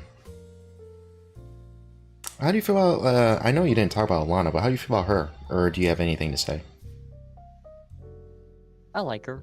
Mhm. I'll admit she's maybe a little kind of, maybe a little too bitchy for me, but I get why. Maybe just because of all the girl bosses recently, I kind Right. of feel that way. But I do think she's actually pretty cool though. Like pretty well made character. Mm. Like plus there's I forget which one, but like her and it was them at nighttime, and it was her and Marco kind of like I guess leaning on each other as they fall asleep. I thought that was pretty cute. Yeah. But like I said, I actually do like her. Yeah. I'll admit, yeah, not too much, but I do think she's a good character. Like, yeah.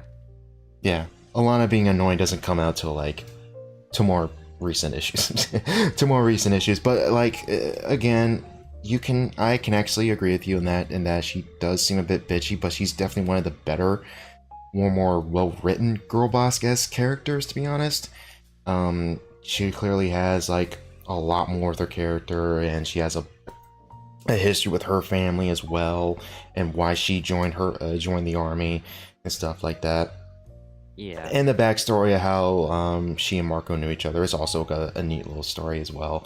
And the story of the book written by the author, I thought was really neat. Albeit, I do hate how it almost goes nowhere. And I've said that before in the past, where we're like a big theme with one of his books. Now I'm hoping it comes back, but I don't think that's going to be the case at all with the recent issues. But that's me jumping way too far ahead. But yeah, like Marco and Alana's relationship, their marriage is definitely something that is the core of the series at the very beginning, and it's really well written. And it's another thing about Hazel, even though she's a baby now at this point, seeing her grow up, and I was by issue, I don't know, 18 or some shit. It was still, I would say, semi-early, semi-late on. It was a year or two after the series started. When I caught up and reading it in real time, it was actually kind of awesome, essentially seeing this little girl grow up in real time, which was neat. Yeah. Yeah, so and seeing her personality somewhat shape up and develop as she goes on, you're seeing this little baby turn to this taller grow up as well, and that's one of the things that really made Saga really special, honestly, as opposed to something and this is me throwing shade, not nobody if Marshall's listening right now, Walking Dead, where Carl for basically almost a good duration stays as a kid, so throughout or at least up to a point, as opposed to where Hazel does grow up and gets older as the series goes on.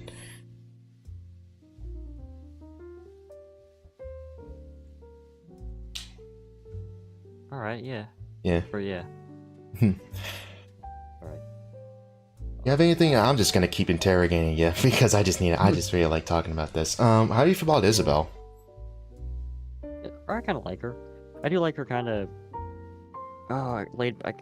I was really laid back. I don't know how to describe her personality, but I do like it. Kind of just that she's kind of just not giving up, but it's that kind of thing with some Ghost, where in some stories where I don't know, they lose any, I guess not self-control, but fucking they don't care. They don't care about anything, that kind of thing. I kind of like that with her character.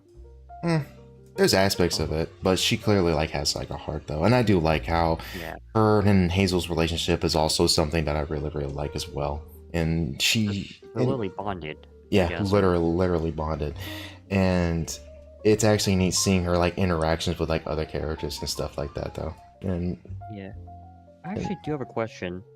Yeah. Does McHenry show up past the first volume, or is she kind of ditched? McHenry. Oh shit. Basically the sidekick to Robot 4. Ah I'm shit. guessing she ends up being ditched. All right. Oh shit. I need to. I have to. Oh yeah. Oh shit. I had to really remind myself. It's like, does she show up later? Yes and no. She shows up sporadically. She only shows up a handful of times. At a point, you kind of stop seeing her. Honestly, you do see. I don't know if you've seen like the special force. Flying wreath people. Where's that landfall? My God, my brain's mush again. Damn it. But I don't know if you've seen the flying like special forces people yet, but they pop up every now and again. So she's definitely one of those characters that pops up every now and again, but at a point you kind of stop seeing them. So no, McHenry is not that important, even by side character standards, but you do kind of see her less. The agent, the blonde guy, damn it, but he does pop up a lot more, especially in more recent issues. He has shown up a lot more, even now. Wait, or isn't he basically the dude that forced Robot to do the whole thing? He kind of didn't. He was just giving him information, right? He wasn't really forcing him. Fair enough, yeah. Yeah, he was just giving him info. So, yeah, like. Yeah, like you see him more, to be honest. All right. It's definitely one of those things. Saga's definitely one of those weird cases where a handful of characters show up, a handful of them either leave, get forgotten about, but will show up later on down the line, once or twice. But yeah, I literally had to like remember who exactly McHenry was, and I had to really, really think about how often do I see her, and like we don't see her that often, if I'm going to be honest. But yeah, that's kind of my stance on that. Shit, what am I thinking? Is that what you want to talk about, McHenry, or I might ask you about another character?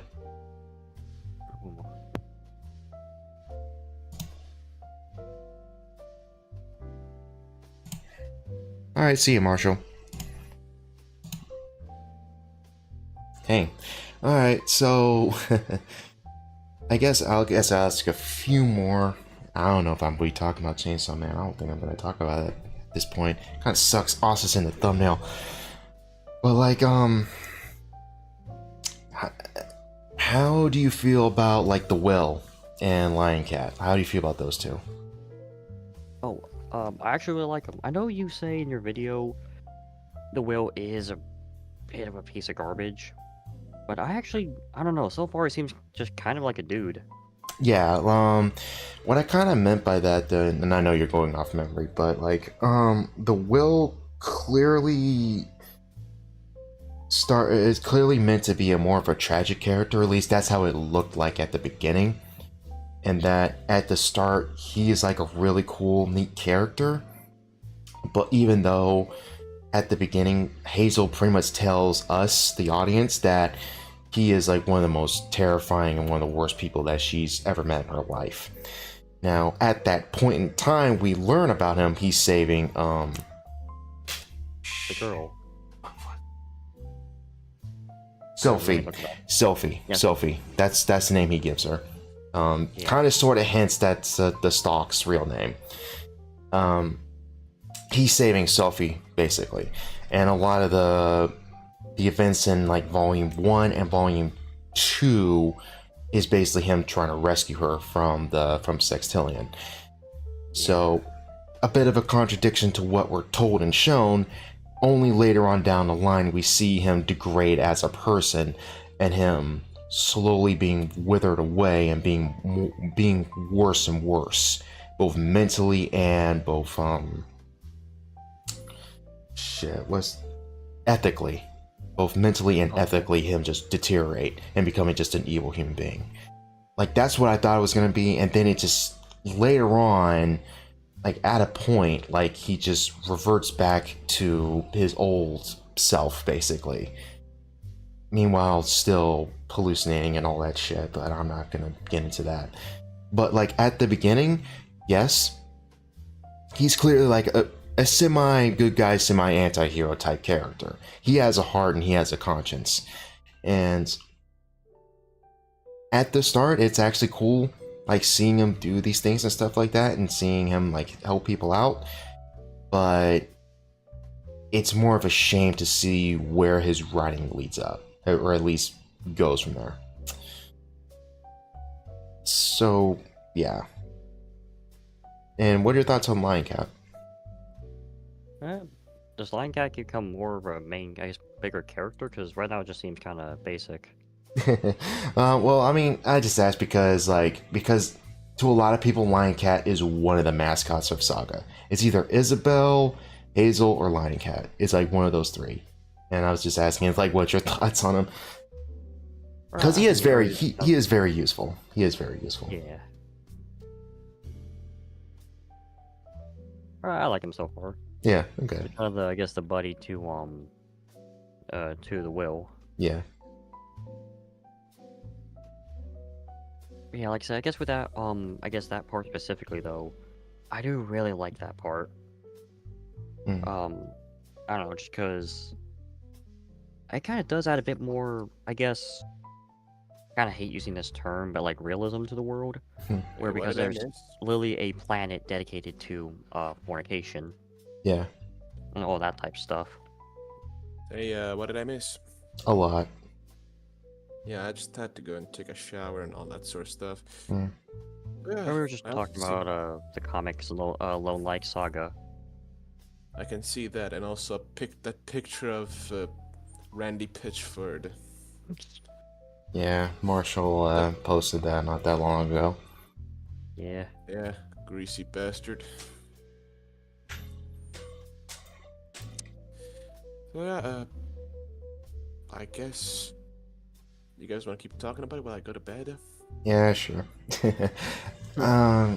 Okay, so pretty much talked about the war. We pretty much talked about the world building and all that other stuff. So like what are your thoughts on the alien designs and stuff like that? I know we kind of glanced on that, but like, what are your thoughts on like the Stalks design and all these other character designs and the robots and stuff like that? Like, what are your thoughts on them? I guess kind of like I mentioned earlier with the whole creativity at Star Wars thing, I like the uniqueness. You have obviously some that are just basically like kind of fantasy, where they just have horns and wings, kind of that type of stuff. Hmm. Then also you have the robots with their TV heads. And you just have some just straight up like, just straight up non-human, like the fucking what is the dude in charge of the child sex slave initially, or in charge of Sophie initially, like he's just a straight up big monster looking design. Yeah. Then you have the weird big head women on the planet as well. Mm-hmm. I just love kind of both the normal and the crazy designs. Yeah, yeah. Like Brian, I think it was like stated, and I kind of brought this up in one of my videos, is that he made it unadaptable as possible, and that including all the outrageous stuff, and Fiona's artwork really adds to a lot of style and like liveliness to the world and stuff like that, though. And it's actually really cool seeing it all. And What do you mean by unadaptable? oh, I mean, like, just making it as insane as possible. Like, Yeah. like, oh, here's this happening, here's this happening, here's this happening in this issue, while also telling this really, really heartfelt story. Which, yeah, makes sense. Yeah, I mean, like issue 1, we have like robot sex. We have a pretty graphic detail of Hazel being born. Like, the first line Alana says is, am I shitting? I feel like I'm shitting," which is still one of the funniest shit ever, honestly. And you have Hazel's really awesome, little, like, I would say, like, monologue to the audience while the event unfolds. and I can still just quote that from memory. This is how an idea becomes real. I love that. I love how that comic starts. I do love her like individual quotes. I actually do like that little detail. Yeah, like how the wording is different from everything else. Yeah. Hmm. Kind of feels like a weird, like, kind of like a omniscient narrator, but you know it's one of the characters of the story, that kind of thing. Yeah. Yeah. Dang. I guess I kind of answered pretty much, I guess, everything on top of my head. So, like, yeah, so you say you like it? Yeah, I really like it. Alright, cool. Although, do they... Or go ahead. Yeah, go ahead. I'm sorry. Do they better explain the coalition? Or because I guess it's like a coalition of the winged people, the robots. So, like, I guess, do they ever explain the war in more detail, or is it kind of, you have to piece it up together? What do you mean? Like how the war starts or how it functions? I guess like every, species relationship to each other. Like the robots and the winged people, I guess, are in an alliance. Marco's horned people, I guess, seem to be like tribals that end up fighting the others in like a giant galactic war. And his people are more like mages and whatnot than the robots, and the others were more militaristic, and even the robots themselves are a kingdom or monarchy. I guess just, or I guess not with like Marco's people, just, I guess I'm a little goofed up on the coalition. Is it like just the robots and the winged people? Are there more to them? Throughout, it's kind of hinted and specified. There's obviously a lot more to it, but the Robot Kingdom is like the bigger ones. They're like the bigger backers. Now, the war itself, it's pretty much specified like throughout the series that you have people backing either side. So with Marco's people, like there are people backing them, and the same could be said with Alana's people as well. So it's definitely one of those where planets in the galaxy have backed either side. Basically, you get the sense that almost the entire galaxy, or a good chunk of the galaxy, is divided on the war itself, and it's really mixed. Really, it's never explicitly stated in full detail which planets, which species exactly is involved. You just get the sense that it's massive, it's expansive, and it's affected a lot of worlds and a lot of people. That's all you need to know. That's clearly the point. I think that's clearly the point that Brian's trying to make with the story, that it doesn't really matter. What matters is that who's been affected by it, honestly. Is that it doesn't matter like who's really involved. What matters is that who it hurts and who is suffering because of it. And a lot of people are suffering because of it. Arguably except the people who are pretty much the cause of it, because they're, ironically enough, the two planets, or at least one planet, one moon, ironically enough, that are the most peaceful, arguably. That's the irony. That's clearly the irony of the story, or the irony of the war, rather. And when was Volume 1 made? Around 2012, 13-ish. That makes a lot of sense. I wonder if he was inspired by the War on Terror a little bit with this. There are aspects of it you can read into, yeah. Especially since a lot of the winged people are kind of, sorta, but not really modeled after US guys. I mean, there are a few, like, characters in the background, stuff like that. They have, like, full beards and stuff like that, where I'm like, okay, that's obviously, like, a SEAL member. And I kind of chuckled, though. But he's not really demonizing them. Like, they have, like, serious PTSD, and, like Saga's very mature. He never really Brian clearly, or at least how it appears in the comic, rather, is or at least how the comic comes across, is demonize the war, not the warrior. Basically, is that everyone is like fucked up because of it. Like there's like I remember this. I forgot which issue, but there is a panel shot where you're at a hospital. You see a hospital, and you see a guy at a cart. He has a full beard. He's clearly homeless, and it says like money for veteran or something like that. like basically, like Yeah. kind of sort of like saying that how veterans are treated after war, basically. There's a lot of shit when it comes to Saga and its portrayal of the war. To be honest, though, we're not shown every single solitary detail, but the details that are there do matter, and they do play a role in the narrative overall, and they do play a role in the themes, in somewhat. All right. Yeah. Hmm. Or kind of, or like you said, yeah. Because even some of the other characters too just look like I guess the way they are too, just kind of basic, normal-looking people. Hmm. I guess with how some of the soldiers are, which makes sense. But yeah. Hmm. I kind of want to. I can't wait to see that part though. One with the veteran, but yeah. Yeah. There's a lot of neat stuff within Saga. There's a lot of neat details, especially when you reread it and stuff like that, though. Oh yeah. Also, that's one thing. Oh, I guess I'll ask, but like you do have RCO Recomic Online tabbed, right? I have what?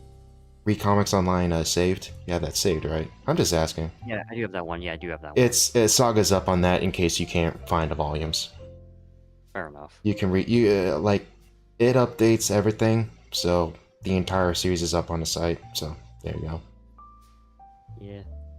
Should be using that more often, honestly, but... Yeah, but Saga shouldn't be that difficult to track down. It's in a lot of like comic stores, and you can track down the volumes at Barnes & Noble. I know you can get the big omnibuses over there.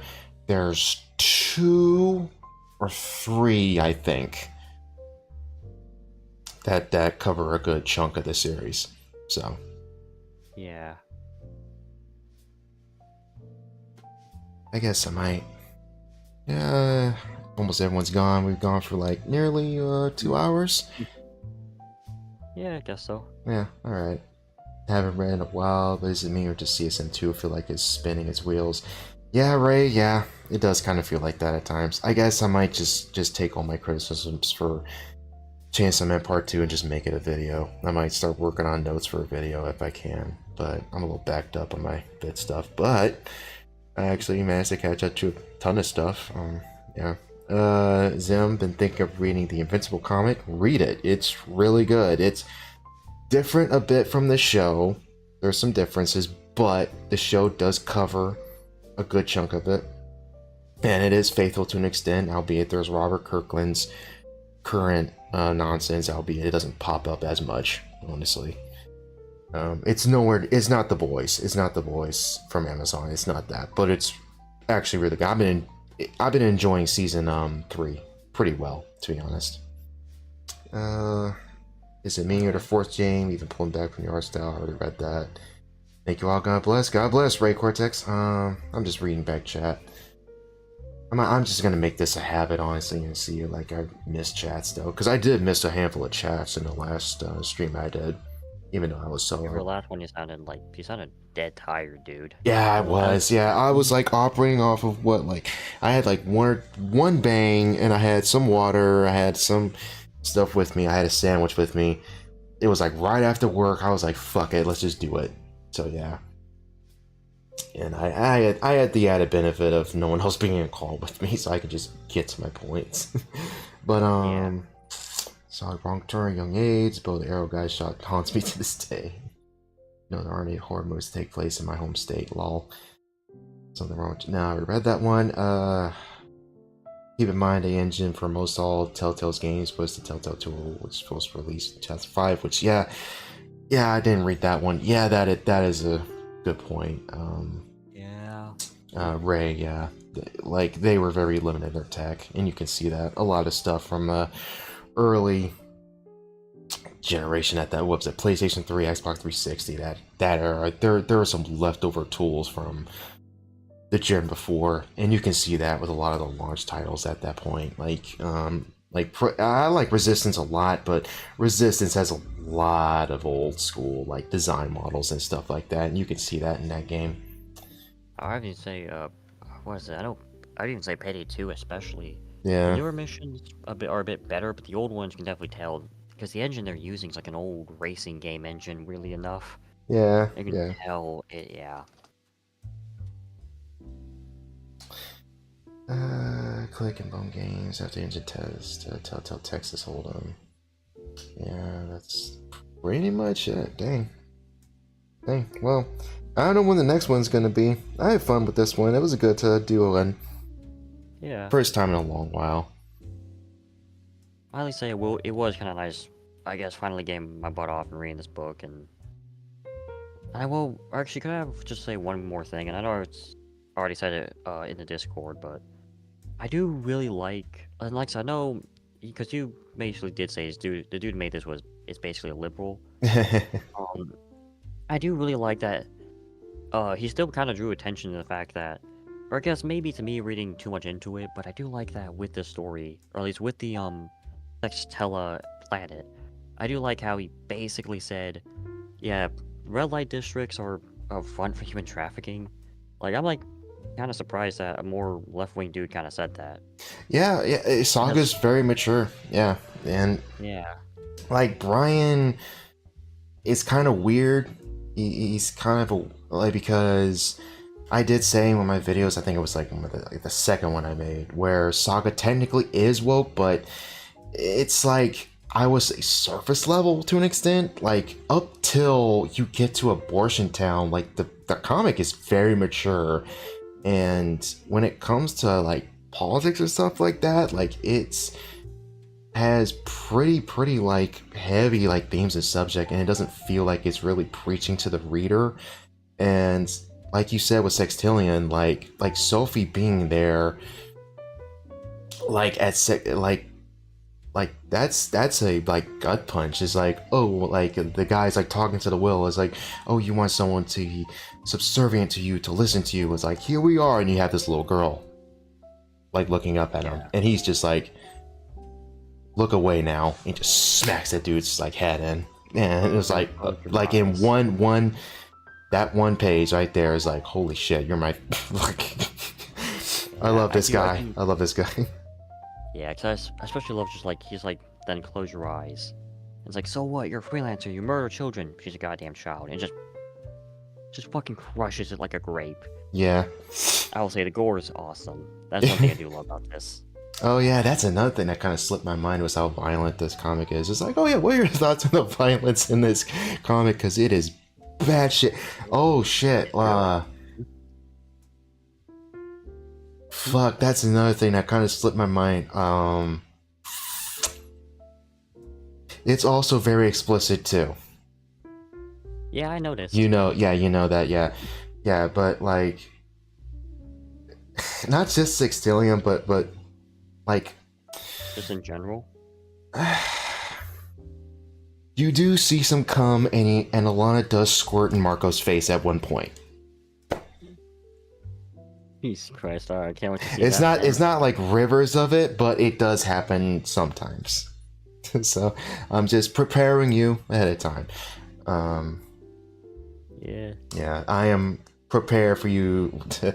Well, it's like volume 2. I am fully prepared for your shock when you get to a certain planet where they have to find Isabel again. And I'm not going to spoil anything. I'm just waiting for your reaction. but it is really good, and I do look forward to you reading it. And I really need to start talking about more stuff. I browsed a little bit of 68, and I like the idea of it. Like, not often you see like zombies in like Vietnam. Like, that's a neat idea. I'm actually shocked that didn't become more well known than it already is. Even Black Ops didn't really even Black Ops still kind of kept to the whole theme of Nazi zombies and not really, I guess, Vietnam era zombies. Yeah, that's kind of weird and funny when you stop to think about it. But yeah, like that's some neat shit. That's some neat shit.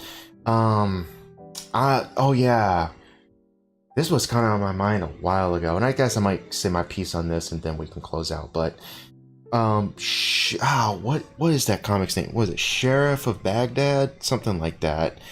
It was Tom King's comic before he worked on Batman, and Tom King is a bit of a piece of shit. And I don't know if you remember, like made fun of someone for grieving the loss of his dead dog. Formerly worked in the CIA and may or may not have ordered soldiers to to keep their mouths shut about certain members of hurting children. May have been involved in that little scandal. So yeah, but there are some things that Tom wrote that I'm like, okay, some of his stuff is neat. I kind of like Sheriff of Baghdad to an extent, but I don't know if I'll ever talk about that, to be honest. But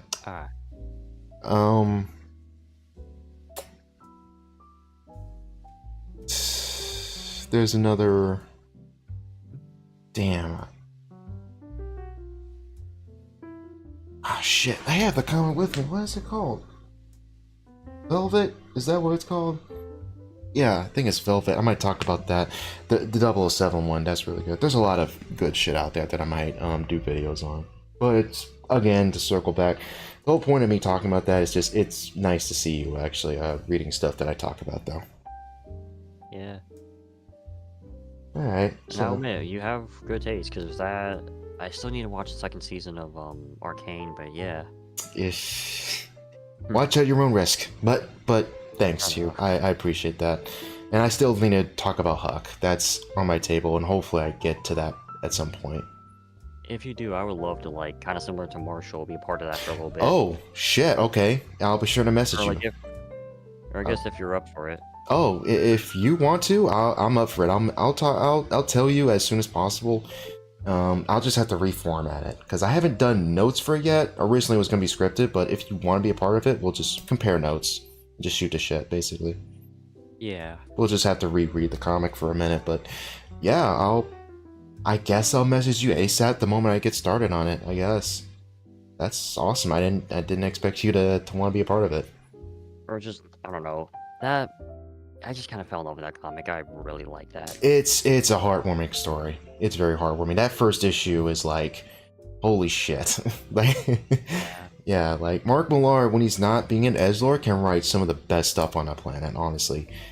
Well, And to be fair, this story is literally him going, yeah, I'm kind of an edgelord in the past. That's literally what the story kind of was. It was making fun of edgelord stuff. I mean, he still kind of is. He still kind of is, but he's a good writer though. He's a really good writer. He understands kind of. I think he understood how it became. I think because I kind of do want to mention the edgelord stuff with Huck, but I think he understood. It kind of went too far sometimes, or like not. I don't mean like I'm not trying to advocate censorship. That stuff's cringe. But like it, best way to describe it's like he understood sometimes just doing it for the sake of edginess, and that kind of got old quick. It got boring, you know. They were overdoing it.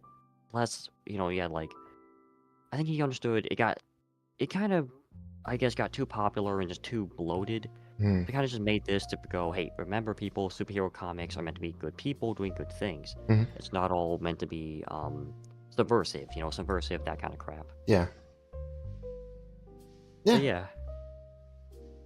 Yeah, you have a good point. That's kind of what I said in my ambassadors video, but yeah, that's a good point. Like I need to read that one too. That's really fun. That's really fun. Ambassador's really fun. And I also need to do a video on Big Game. Is that what it's called? The big crossover event. That one's bonkers, man. I was reading that.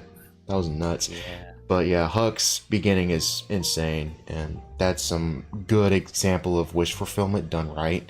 Because he's clearly saving the girls from Boko Haram, like that whole big thing that happened some years back, which is crazy to think about, like how long ago that was, but it's neat to see. And yeah, I do need to look. Do you still have that one image, or like I have to look? It's somewhere in the Discord, but I need to find that one image of like all the comics and like the in the chronological order for them. So I do want to read the big event, but after I read all of them. you don't have to read all of them, but I will show it because I know I post. It should be up there. Let me see the it's the Millarverse books. Miller World, that's what it's called. Yeah, Miller World. Miller World. That's insane. Now, you kind of do, kind of don't need to read all these, to be honest. But a lot of them are really good.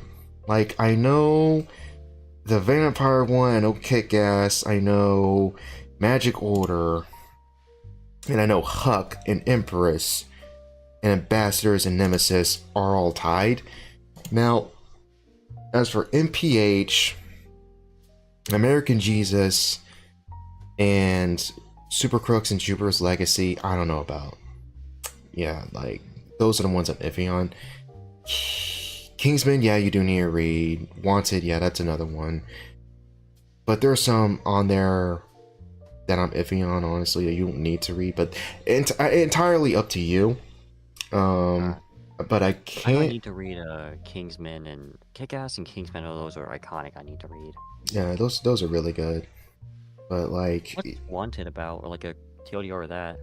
Wanted is basically, it's nothing like the movie. It is basically like a supervillain story, like going up against like other supervillains, basically. Like the world of heroes is just not a thing, basically. Like the world is run by the fraternity, which is basically society of evil. Basically, it is basically that. It's just, and it's like this neat little mini conspiracy of like, oh, who killed Wesley's dad, and oh, what's been going on, basically, and like him trying to piece things together while also fighting this villain group, and it's fun. It's a funny comic, I would say. I don't know if it's meant to be that hilarious, but it's, like I said, it is Mark Millar fucking semi-Edgelord shit. Like the last panel is like, this is the face I make when I'm fucking you in the ass. And the artist that Mark works with can also be a bit can also be a bit distracting. It's really good. He's a really good artist, but it can be annoying that Wesley is clearly based off Eminem in terms of design. Alright. I mean, I might just show you a panel, because like the Wanted West. That sounds like, I'm not trying to be a jerk, but that sounds like just the most 2000s thing you can think of. It is like, just okay. All right, I got a picture. All right, look at private text chat. That's just Slim. That's just Eminem. Yeah. There's no like. All right, I see. Yeah, Well, kind of explains why Sam Jackson, like why Nick Fury in the Ultimates looked exactly like Sam Jackson, because they clearly based the designs of the characters off of real people, real actors and stuff like that. Wait, were those comics before or after the films? Oh, the Ultimates, dude? Oh, that goes way before, man. That was like, okay, so Ultimate Spider-Man was 2000. Everything else was up to like 2000. It was like 2003 or 5 or something like that. Or at least 2007, because Ultimates OG was during the Bush administration, because George Bush actually shows up in that. Because the whole point of the Ultimate Universe at that time was that it was the Marvel Universe happening in modern day, basically. It was just all this crazy stuff is happening right now, or at least right now in terms of 2000s. Alright. Just semi-updated and some changes here and there. No, I have not read Judas. Glad I have not read Judas. But it seems interesting, I'll put it on my list. Alright, I guess I might close out here. All right. If that's honest, if that's fine with you. Good with me, yeah. I was All gonna right. have to. Alright. Awesome. Well, I had a lot of fun. So yeah. Well, I don't know who else is in chat. I had a lot of fun. So yeah, I guess I might finally end it here. So yeah. Or what website did you mention, by the way? Because I can't seem to find. I used to have one bookmarked, but I don't remember what comic website I have bookmarked. I can't find it.